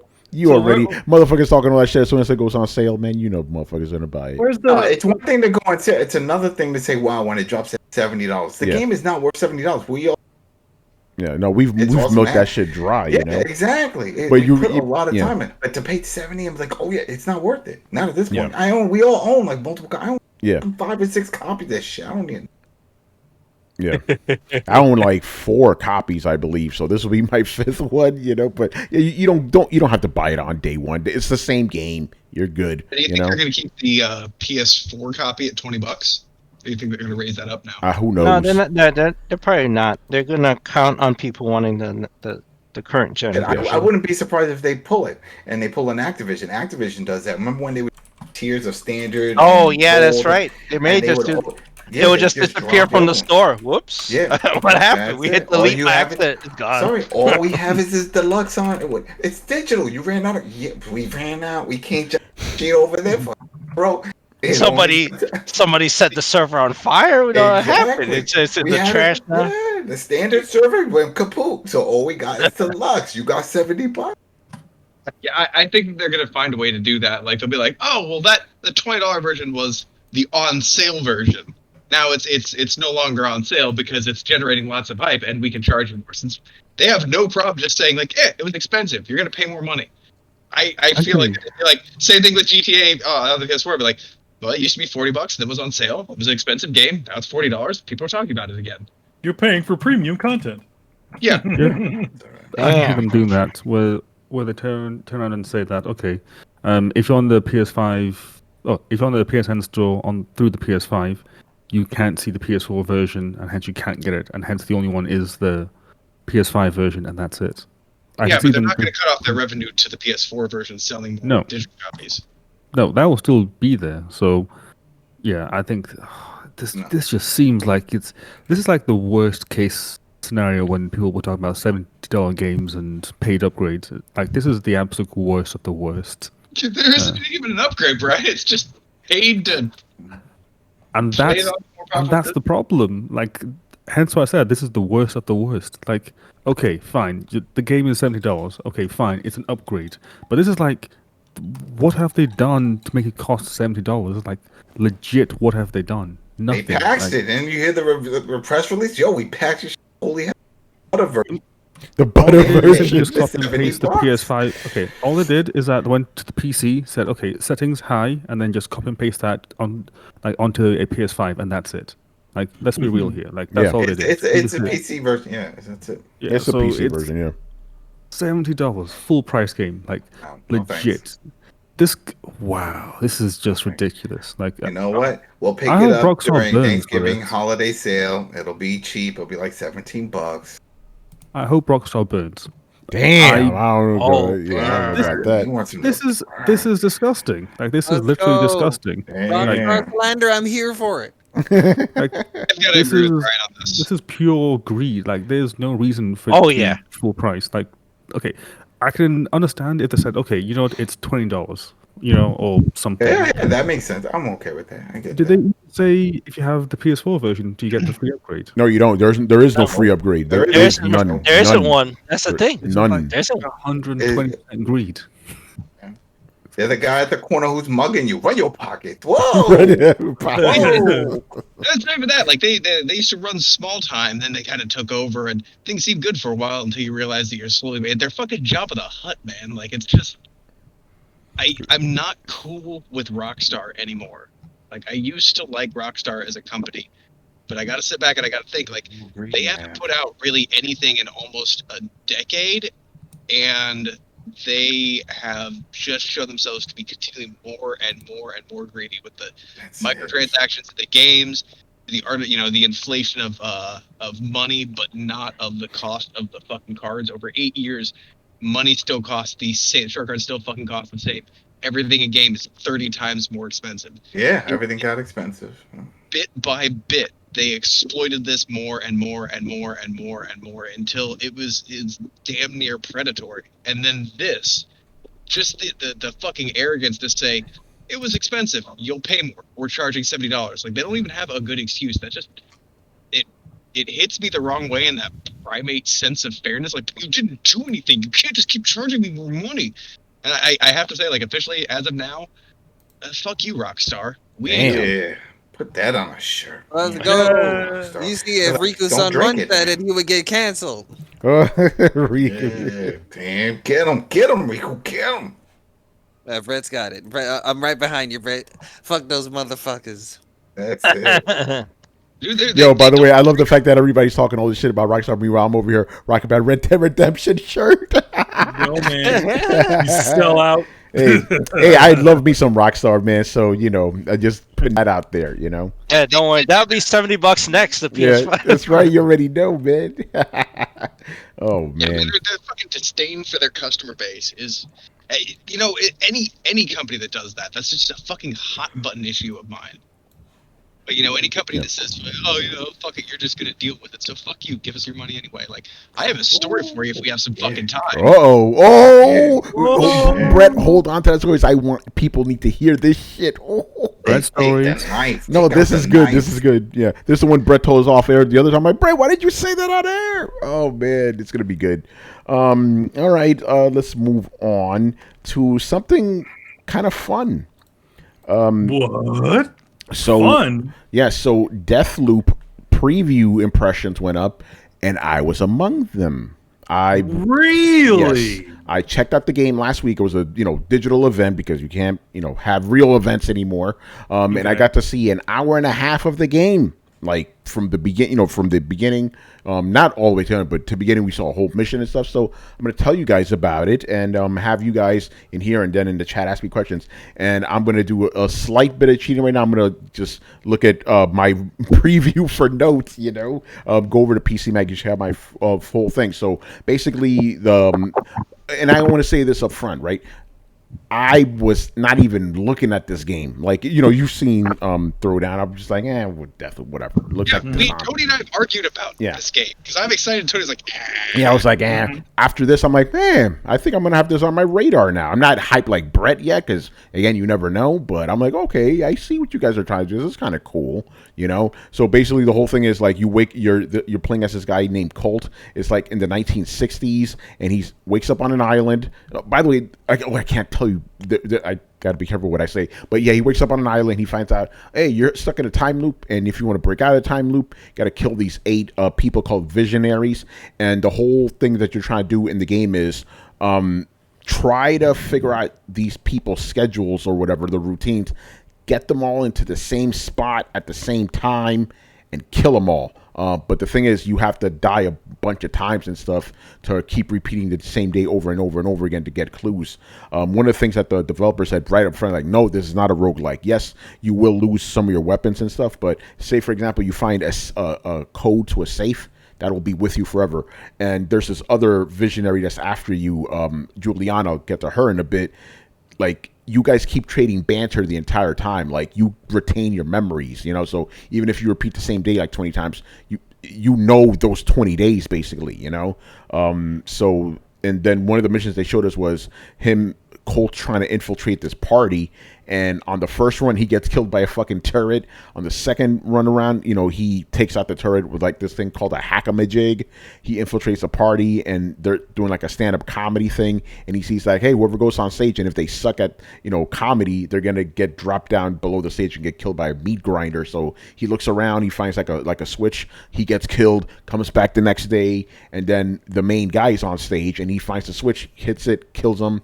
And so there's multiple different. It kind of reminds me of Hitman in that way. Like you could approach missions in many different ways. And there was also a part where you find a code for like a library, like a safe in a library. But the library's closed at night because there's 4 different time periods you can visit per day. So you go to the library, find what's in the safe, then bring that with you for the next time loop, and then use that later. So there's a lot of that going on, a lot of crazy weapon mods, all upgrades, all that other shit, and kind of looks interesting. My only it's not a beef, it's just something that just stood out to me was the comedy was like just constant. It's like constant jokes and stuff. So like, it was a little weird there. It's like you're stuck in a time that should be a little bit horrific, but I guess the game's just kind of being lighthearted and stuff. But overall, looked pretty cool. I think, and it's a PlayStation 5 and PC, by the way. It's not just PlayStation 5. I was kind of mistaken about that.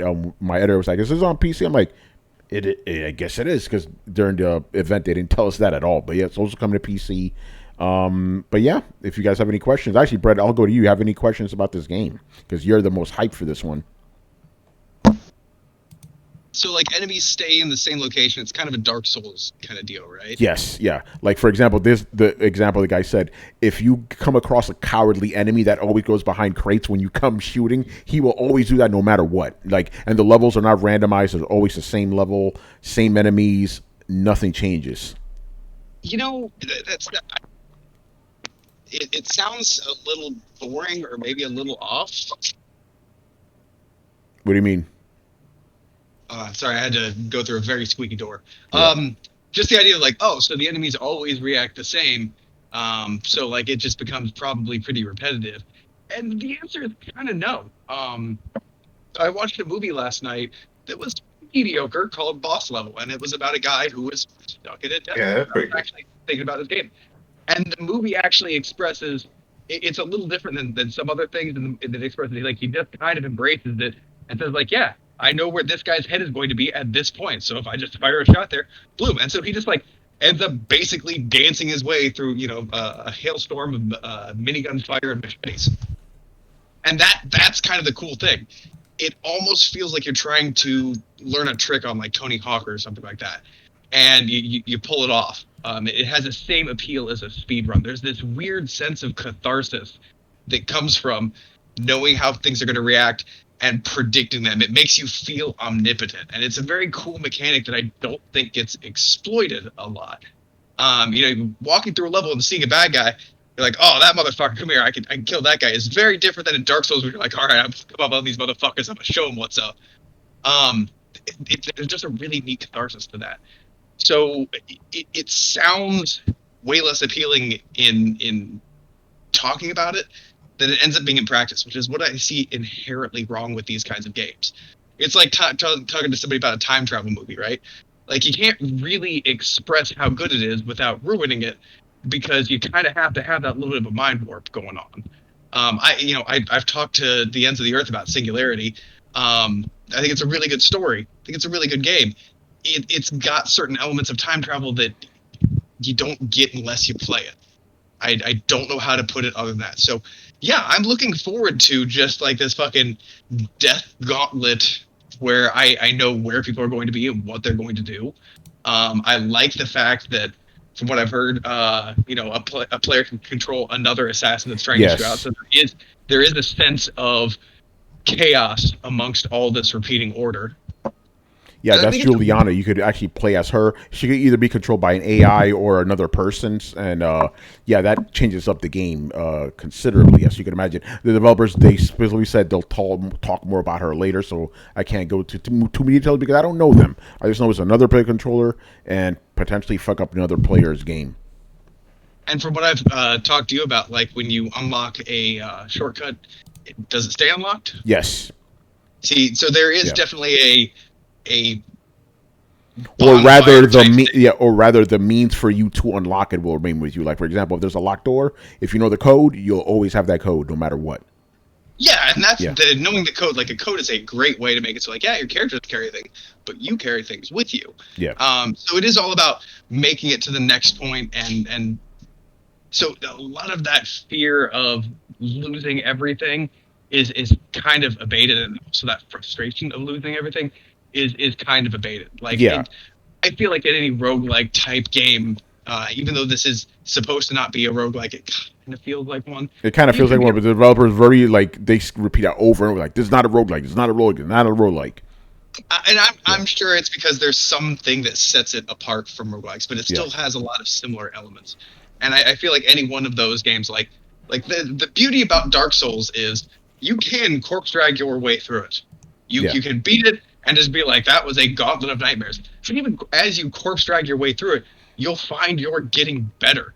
And then all of a sudden you're like, oh, actually I did get better, and now I'm able to go back and fuck this guy up. Well, I wonder if I just corpse drag myself through some harder shit. And it has a really cool lesson of like, yeah, shit's fucking terrible. But if you endure it long enough, you become strong enough to handle it. Unless you play with cheats on. Oh. Yeah. By the way, Brett, that's exactly why I'm not happy with Returnals. Like, it doesn't matter how good I am. If the RNG's bad, it's over. It doesn't fucking matter, you know? That's the problem. With Dark Souls, I will get better simply by playing it, you know? And I will be rewarded by that, you know? Well, and a lot of people think, you know, Dark Souls fucking is just hard. But if you really look at the nature of the bosses that come up and the order in which they come up, each time you have to pass a challenge, it's because you have to learn something new. You have to learn to dodge, or you have to learn to parry, or you have to learn to read certain signals. You have to learn to get in close and when to get in far. And each boss actually teaches you a different lesson, which prepares you for the next area and the next boss. And the enemies in the area kind of parrot the types of attacks that you're supposed to be learning. If there's you're gonna have to learn to parry in order to beat this boss. There's a lot of parry enemies in the area. Believe it or not, it teaches you, but it teaches you like a 1950s dad. Like, this is gonna hurt, but you're gonna learn a lesson. So, and I think that's how a lot of other roguelikes are. So they may not want me making the comparison to this, but yes, it is awesome that you can get to a point where you're like, I have gotten my way through this. I now know the shortcut, so I can progress further in the game. I may have to redo some stuff, but my gaming experience has changed. Because even in a game where you're supposed to be playing the same day over and over and over and groundhogging it, the beauty is that your experience differs within that day. That is the primary idea behind any Deathloop / Groundhog Day, whatever kind of thing, is eventually the main character realizes that, oh, they can do this today and things will be the same, or they can do this today, usually without consequences of dying. So by nature, I feel like there has to be the sense of your game experience needs to evolve as you play. This can't simply be a speed run through game. And they seem to have taken that into account. And so everything about this game says things you like about roguelike without being punishingly terrible and actually available to the player who maybe has a family or a fucking job or things like that. I also really like the grindhouse aesthetic. That's not something a lot of people point out because it's a cartoony game and people just aren't fucking impressed by cartoony games. But design aesthetics still matter. This thing just harkens back to old grindhouse movies, and I just fucking love it with the small design aesthetics. And so small touches that I honestly really appreciate. Cool. What else did I want to bring up?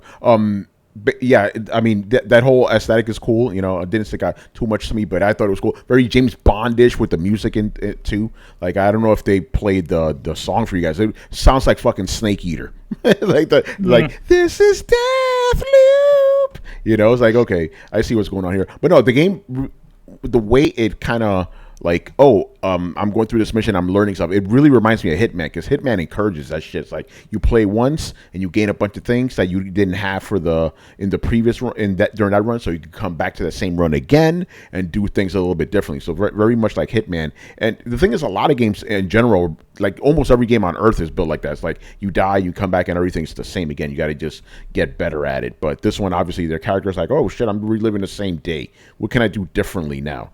Which is pretty cool. It's kind of like a meta thing going on there.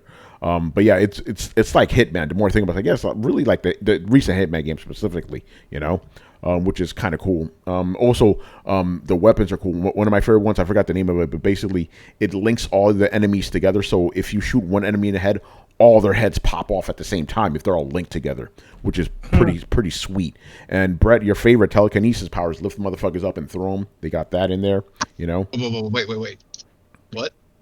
Telekinesis. You lift. I wasn't even expecting that. Are you talking? I get to throw motherfuckers with my mind in this game as well. Yes. I am fucking sold. I look. I know hype. Not supposed to get too hyped up, but I'm not gonna pre-order this shit. But I'm fucking sold, man. That seals it.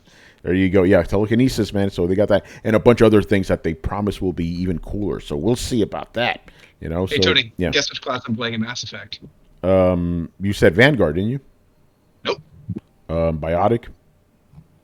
Yes. Throwing shit with my mind. There you go, man. There you go. My mind. My mind. Let's see.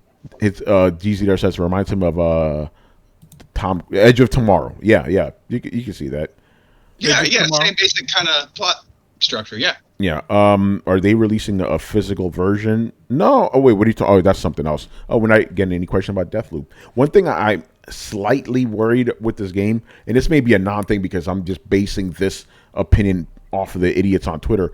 I wonder if this game's going to be hurt by the fact that, PlayStation guys are going to be like, I'm never going to get a sequel to this. Fuck this game. Because it's only, Deathloop 2 is going to be on Xbox exclusive, And I'm pretty sure this game is going to be on Xbox a year from now after the exclusivity deal passes. It may even be on Game Pass, So I'm wondering if some people are going to go, fuck it. I'm not dealing with this shit. So who knows? Will talk it. Here's the thing. I think fanboys will talk it down as more of an indie title, but I don't know that it's not. It's not an indie title. It's not at all. It's a AAA game. But no, that's what I'm saying. I don't know that it's not necessarily has indie quality. So if I get it, and it doesn't, it's full AAA title, I'm really happy. Yeah. So I feel like they're gonna. I feel like the people that would do that are just shooting themselves in the foot because they're gonna talk shit about it, and then people are gonna play it like, oh, it's really fucking awesome. Yeah, no, but they're going to hate on it regardless. They're going to enjoy whatever they play.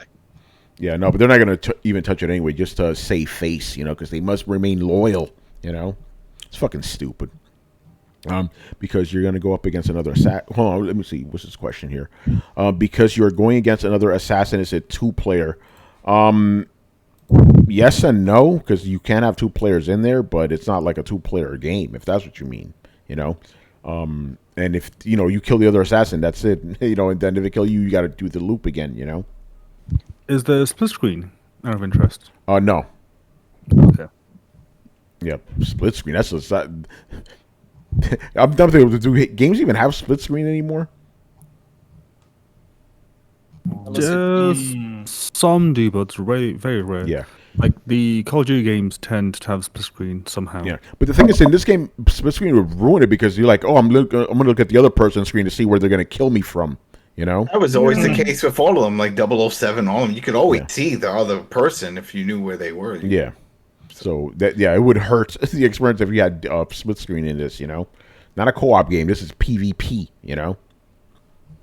But yeah, character customization. Yeah, there's character customization. You could, even though it's a first-person game. The thing is, as the developer said, like you want to customize yourself so the other player can see what you're wearing. But it's all cosmetic stuff. But there is customization with powers. Obviously, you can adjust your powers, adjust your weapons, all that other shit. Standard game stuff. So, yeah, Deathloop, be on the lookout for it. I'm pretty sure we'll see something more during E3, or Summer Game Fest by our boy, Mr. Jeff Keighley. Keighley. All right, so that's going to do it for the main thing. But now we got to hear Brett's rant. Got to hear Brett's rant because this is some crazy shit, And I'm just going to preface it with this. because I know some of you guys don't like when Brett goes off on PlayStation, but this shit is justified, man. You guys like, and this is a warning. This is a PSA from Throwdown to you guys, because Sony customer service sucks. You know. So yeah, I actually did bring this up at first because I didn't want it to just seem like I was ragging on Sony. Because this is a pretty big black check against them, in my opinion. Okay, so this basically goes back to Returnal. I've had Returnal bugged since day one. I haven't tried it in about a week now, but at the time it was still not working. Still bugging out and still resetting my progress, literally making the game unplayable. So I called Sony customer service, and I basically asked for a refund. Now, I know that you can't do that, but I figured I'd at least get some sort of discussion or something like that. I was immediately turfed out to a apparently call center that seemed like it only had 3 people in it and was clearly in India. That's fine. Don't necessarily have a problem with that unless it affected, which it fucking did. So I call and I start talking with the guy, and I say, hey, here's the problem. I played this game. I bought it digitally. It's not working. The game is broken. I can't play it. It's within the 2 weeks. I'd just like a refund. This whole situation has put such a bad taste in my mouth about this game that, I don't really have even the heart to want to play anymore. I just want to return it because it's not working and I don't have the wherewithal to fix it. Now, this is on top of my already personal grudge against the fucking game that feels like it misrepresented itself and overcharged. So I'm not real thrilled with that to begin with. But really the reason I'm calling is just because, like I said before, the game was fucking unplayable. So the customer service guy informed me that he could not refund the game because it had been downloaded and it had been played. To which I inquired to him, how would I know that it's broken unless I had downloaded it and played it? There was no way for me to know. To which he kept repeating to me that their policy was that they can't refund a game unless if it has been downloaded or played. To which I had to tell him their own customer service, which is, that's not the whole thing. The end of that sentence it basically says, except for cases where the game is considered broken. So, okay. So I'm considering the game broken because, what's that? I was gonna say, what's that one game? Cyberpunk, correct? Cyberpunk. Yeah, yeah, exactly. So I was like, okay, well, the game is broken, and it says in your policy that you can't do that unless it's broken. So I argued with him for a couple minutes. They consider it broken. It's yeah, I'm getting to that bit. Oh, I'm getting there. So he said there's nothing that he can do. I said, that's fine. I understand. You're just a guy on the ground. But I'm going to need to go ahead and talk to your supervisor or somebody that can do something about this, because the public statement that you put out says this is your company policy. The game is broken, and so I would like to talk to somebody about getting a refund, as it says I can do in your policy. At this point, they put me on hold. Came back to me about every 10, 15 minutes saying it'll be another 5 minutes. Kept me on hold for over an hour. Finally, they came back to me and said that their tools were not working and they were closing for the day. So, yeah. And that's kind of how they left it. Just so, yeah. And I said, so basically you're just telling me, hey, you're not going to do anything, just fuck off? Yeah, pretty much. Okay, fucking fantastic. That sucked. That pissed me off so much. But then I fucking called back. And I finally get in touch with somebody, and they inform me that their policy refers to games that they deem broken. So it has nothing to fucking do with whether your game will actually play on the system. If they come together as a company and decide that the game is broken, then they can give refunds. Which, keep in mind, basically means that if you call for a refund, the only way you're going to get a refund is if Sony has already decided to give you a refund, but not decided to inform you that they are going to give you a refund. So you basically didn't have to be in the know, all in the right period of time for a game that they already Brett, your sound, muffled. Yeah, you're all muffled right now. Brett, I wish you told me this before, because then I'd tell you the workaround on how, because I've done it twice. Oh, what's that? The trick is you don't tell them that the game is broken or anything. You accidentally purchase the wrong. you want to buy another game. Can you please put it back in my wallet? And then they put the money back in your wallet. You don't have it on your credit card, but you have it in your PSN wallet, and you can use another game. They don't check. I did it with Wolf, and I did it with the Division because I accidentally got the wrong version when Division first launched. I had just did the pre-order for just the standard, and then I played the demo, and I was like, holy shit, this game is going to change my life and put it in my chest. I need the full master version. So then I wanted to upgrade, and it was just pay full, $100, whatever, the main one. So I called them on it, and I said, hey, listen, I got this. It's there in my system, and I want the other one. And they were like, all right, well, what we can do is put them on the account. He didn't wait to see if I did it or not or whatever. And I hung up. And another time with the Wolf, I decided I wanted to get all the DLC with it, that version, and there was no upgrade path for it. You just got to buy the whole. So I called them again, and I told them, I want to get this one, and can you put the money in my wallet? And they were like, yeah. Okay. And it seems to work if you just tell them that, and they'll. So I guess it's like they sort of feel they still have your money because it's in the wallet, so you're going to use it the only way that through the store. But what you could try tomorrow, call them up and tell them, hey, I accidentally purchased the wrong game. I want to purchase this other game. Tell them another game you want to purchase, right? And that this is the same amount of money, and can you put it back in my wallet? I mean, yeah, it's honestly, I'm just fucking done with it. I'm so pissed off that I want nothing to do with Sony as a company for a good little while, and I'm buying Biomutant on Xbox just so I don't have to fucking deal with them. Better version anyway, as far as I. Yeah, exactly. Yeah, that's right. But like, there's a couple things that really fucking stuck out to me. Number one is you call this place; they're not even trained in their own fucking customer service. They don't even know their own goddamn policies, right? Which means that they literally just train them to say no. No matter what you fucking say, they're literally just trained to be like, no, nope, no, nada, nope. They just block you. Sony's customer service is literally just frustrate them until they hang up, block them and tell them no. And that's fucking bullshit. Along with the fact that, like I said, the only games that they will actually refund is when they consider broken, so they will come to a conclusion that a game is broken, but not tell you have an opportunity for a refund. That's just a dick move.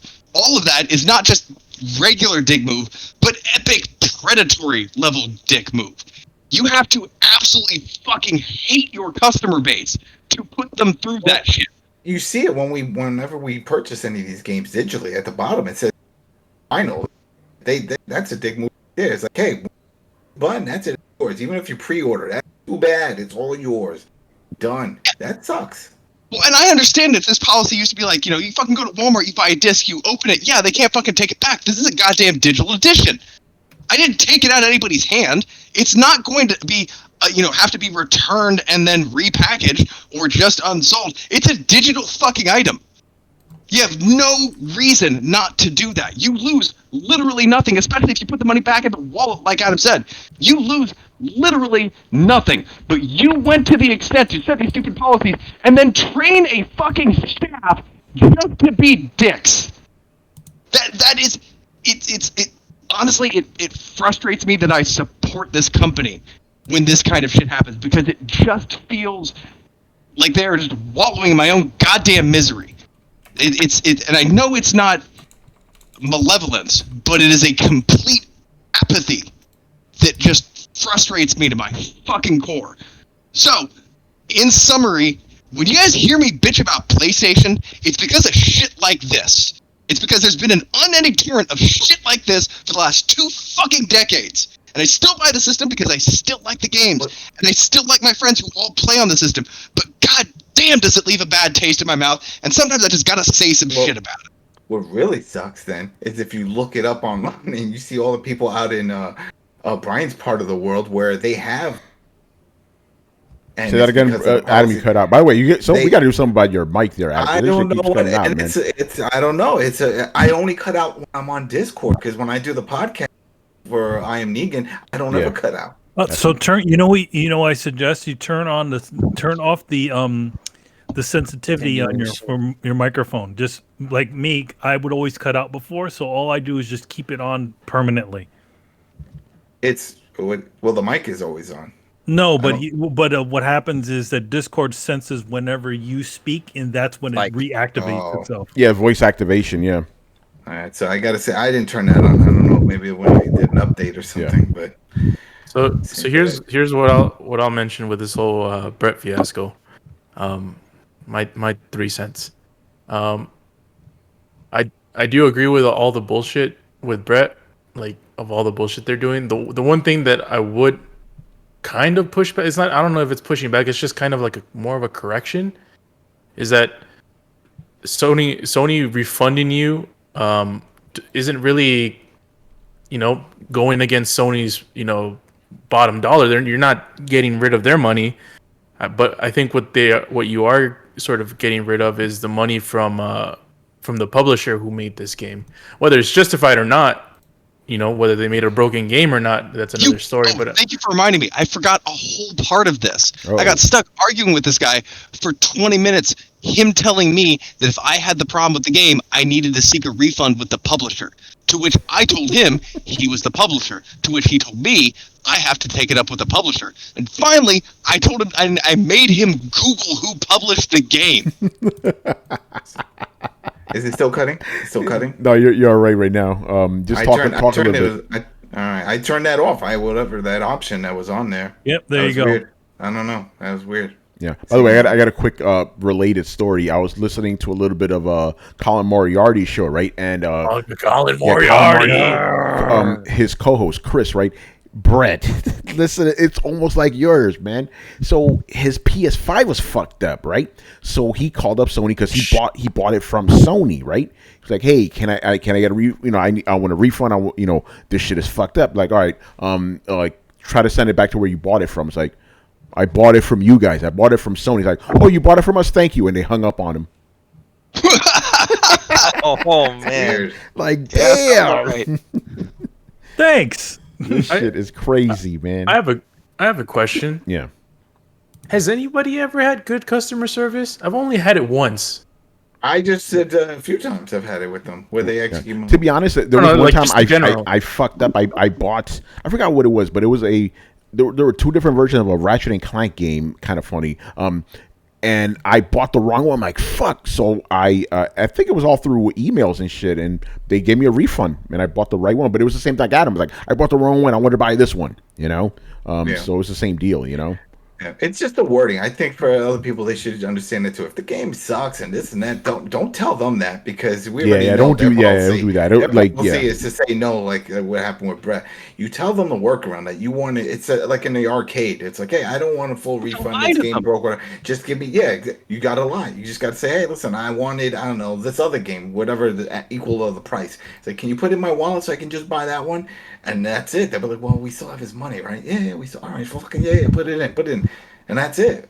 So sucks you got to do that, though, It sucks. It does. It sucks. So sucks you to do that. You shouldn't have to lie to work around the system because that's inherently showing that the system is broken. And to Carlos, your question, I've had tons of positive customer service. Actually, a lot with Xbox. Uh-oh. When the fucking Red Rings happened, they, no questions asked, fucking took in the Xbox for a free repair. They even sent you a shipping label. I remember just bitching about the fact that, oh, motherfucker, I have to be without an Xbox for 2 weeks. Like, that was the only concern that I had. And then they just put out a free blank statement of like, hey, anybody who's having problems, just send it back in. We'll get it repaired, refurbished, and sent back to you. That was pretty cool. It wasn't that hard to get it. Now, the system that they sent was still an inherently flawed piece of shit because the engineering didn't allow it to vent well enough. So it was a systemic problem.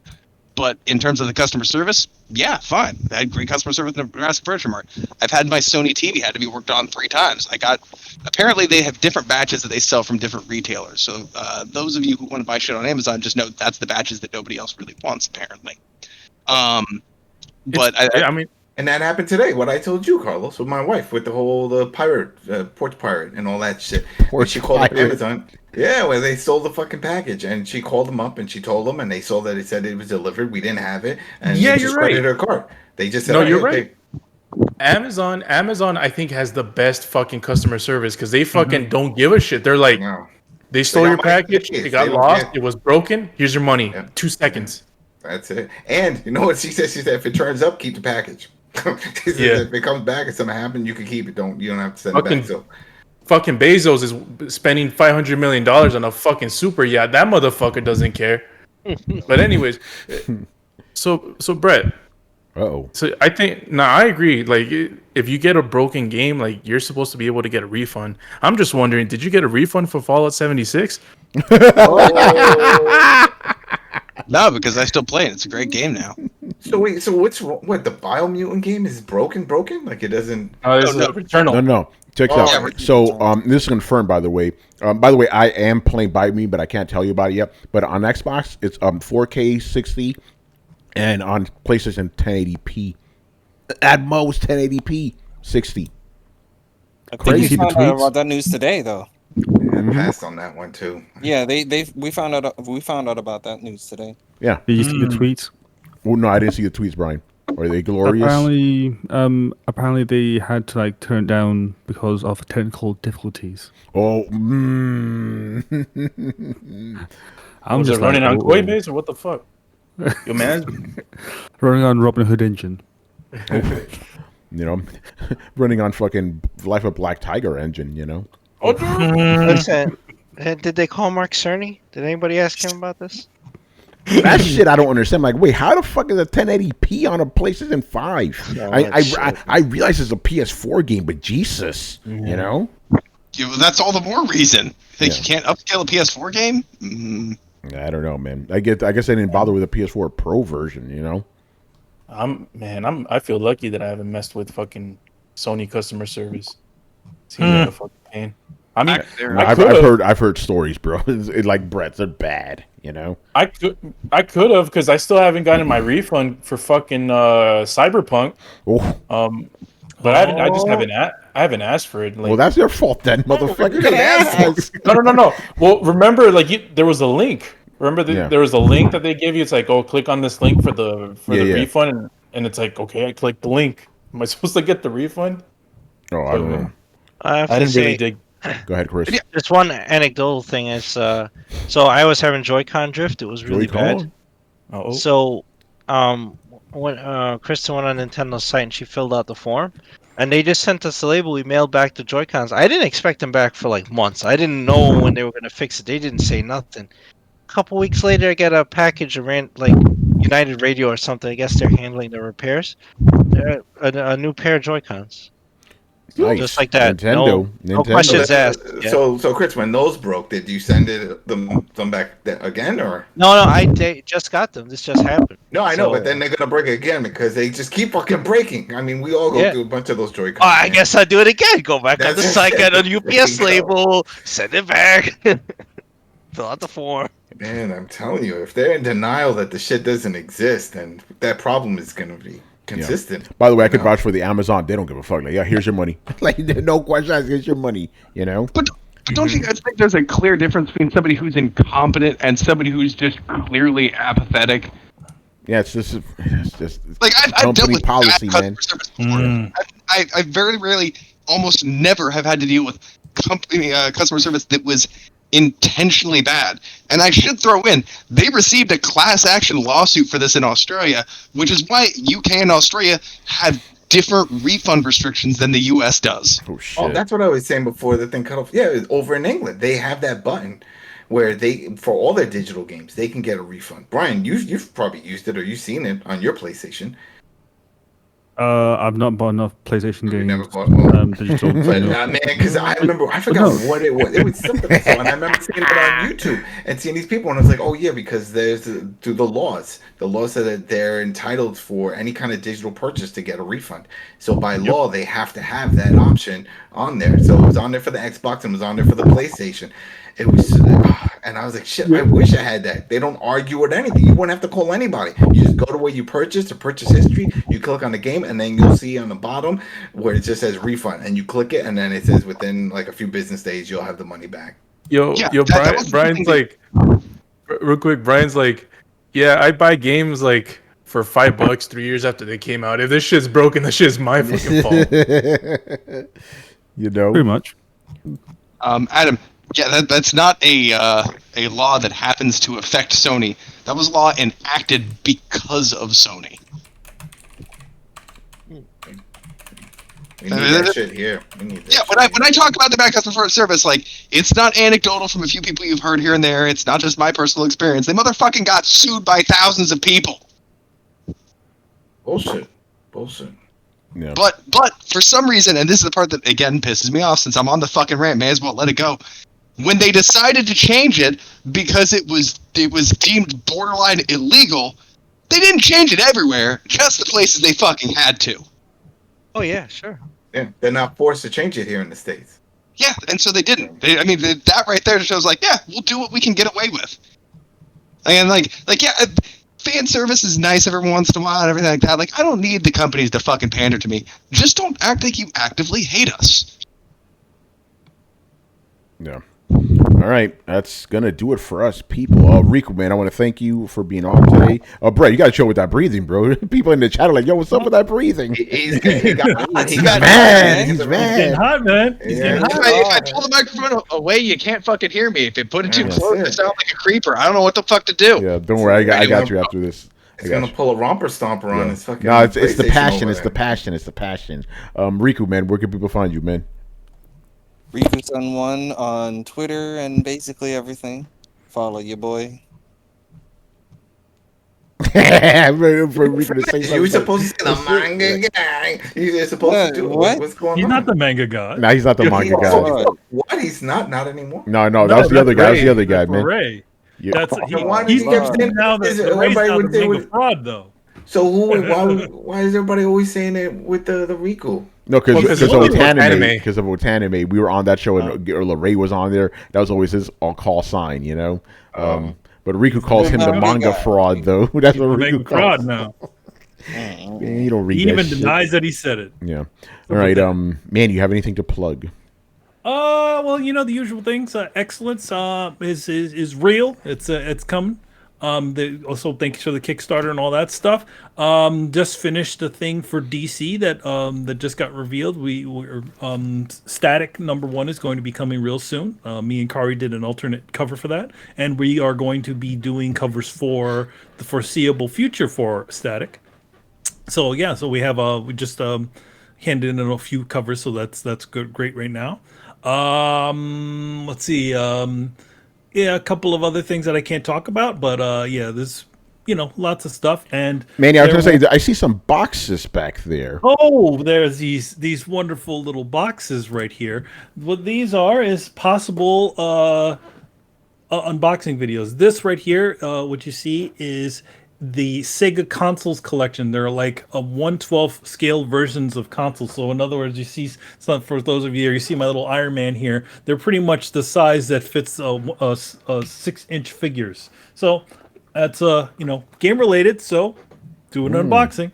And then we have this collector's edition for Sakuna, which is a game that came out not too long ago, but it was actually a nice belated a birthday gift from a friend of mine. Nice. And that version of it has it has Isn't that a rice making game? That's what you were telling us before. Yeah, you make rice. Yeah, essentially, it's a very Japanese sort of game where, like, your character is like a former god of rice, and she gets banished to Earth, and her main thing is that she has to essentially create this rice, but also it's also a hack and slash sort of platformer game. But the better rice that you get, the more powers and stuff that you can get by harvesting. So you do a little bit of a mini game, you get some power ups, and then you go out and beat the shit out of it. It's just like the Thor movie. Odin cast her out. It's like, go grow some rice. You gotta learn your lesson. You're the god of rice. Just wait for the U.S. version, and it'll just be pizza. Yeah, make pizza. It's funny because it's very much like Thor, because she's kind of arrogant and stuff like that, and to teach them a lesson, her parents toss her down on Earth as to be and make her a human, and she has to essentially learn humility. Oh, there you go. Yes, Thor. All right, Adam, you have anything? Yeah, we got another episode of I Am Negan on this week, probably tomorrow, for episode 14, season 6, episode 14. Mother. This is from Fear the Walking Dead. Yeah, Mother. And I Haven't watched yet, but Rich watched it and he said I'm gonna get mad. So that Oh, means yeah. something bad's gonna happen. I'm feeling, and it's misleading. I mean, for people that watch Fear, then they know that there's only been one mother, and that mother left the show to do Deadwood again. So is she coming back? I don't know, but the fact that he said I'm gonna be pissed means she's not coming back. It's just one of those misleading type of titles to get people to tune in and whatever. Man, But isn't Deadwood just down the street where they film it? Can't you just do both? exactly right. Can't she just look? I mean, I don't know. Maybe where they did the movie. Remember, because she left to do other things, but then she did the movie. Was that filmed in Georgia? Because that's where Fear is. No, Fear. Is Fear filmed in Georgia? I don't Yeah, know. everything's filmed in Atlanta. I'm just one. Yeah, who knows? I don't know. But yeah, anyway, we're gonna be covering that, doing a And rundown. they're all of at that, Tyler so. Perry studio filming shit. Right There you go. Yep. All right. So, Yeah. As for myself, go over to PC Mag right now. You can check out my preview of Deathloop and my review of Mass Effect Legendary Edition, which I specifically said give this shit editor's choice because this is fucking awesome. So go check that out. And next week I'm gonna have some write-ups for Biomutant people. So stay tuned for that as well. And stay tuned for June. That's all I'm gonna tell you. Stay tuned for June. No man, there's no June gloom. You know, and so that's it, man. So make sure you follow us on Twitch and Twitter, subscribe on YouTube, and join the Discord. You can find us on any podcast app by searching for Throwdown Show, and you can visit throwdownshow.com to listen to past episodes. If you're watching us on YouTube and you enjoyed this episode, please hit like, subscribe, and share the episode. So links to everything down below as usual. Once again, our show is Tony Polanco, and tonight I was joined by Emilio Lopez. See you later, guys. Chris Seeley. Hey, take care, everyone. Carlos Romero. So, Adam Vale. happy birthday, Manny. Thank you. Yes. Brett Murdoch. Deuces. Brian Manjoma. Happy future birthday to Carlos. Yes. Everybody's birthdays today, man. And Riku's son 1, the only one. Peace out, people. All right, people. We'll see you on Sunday later. Later, guys. Ladies. deuces.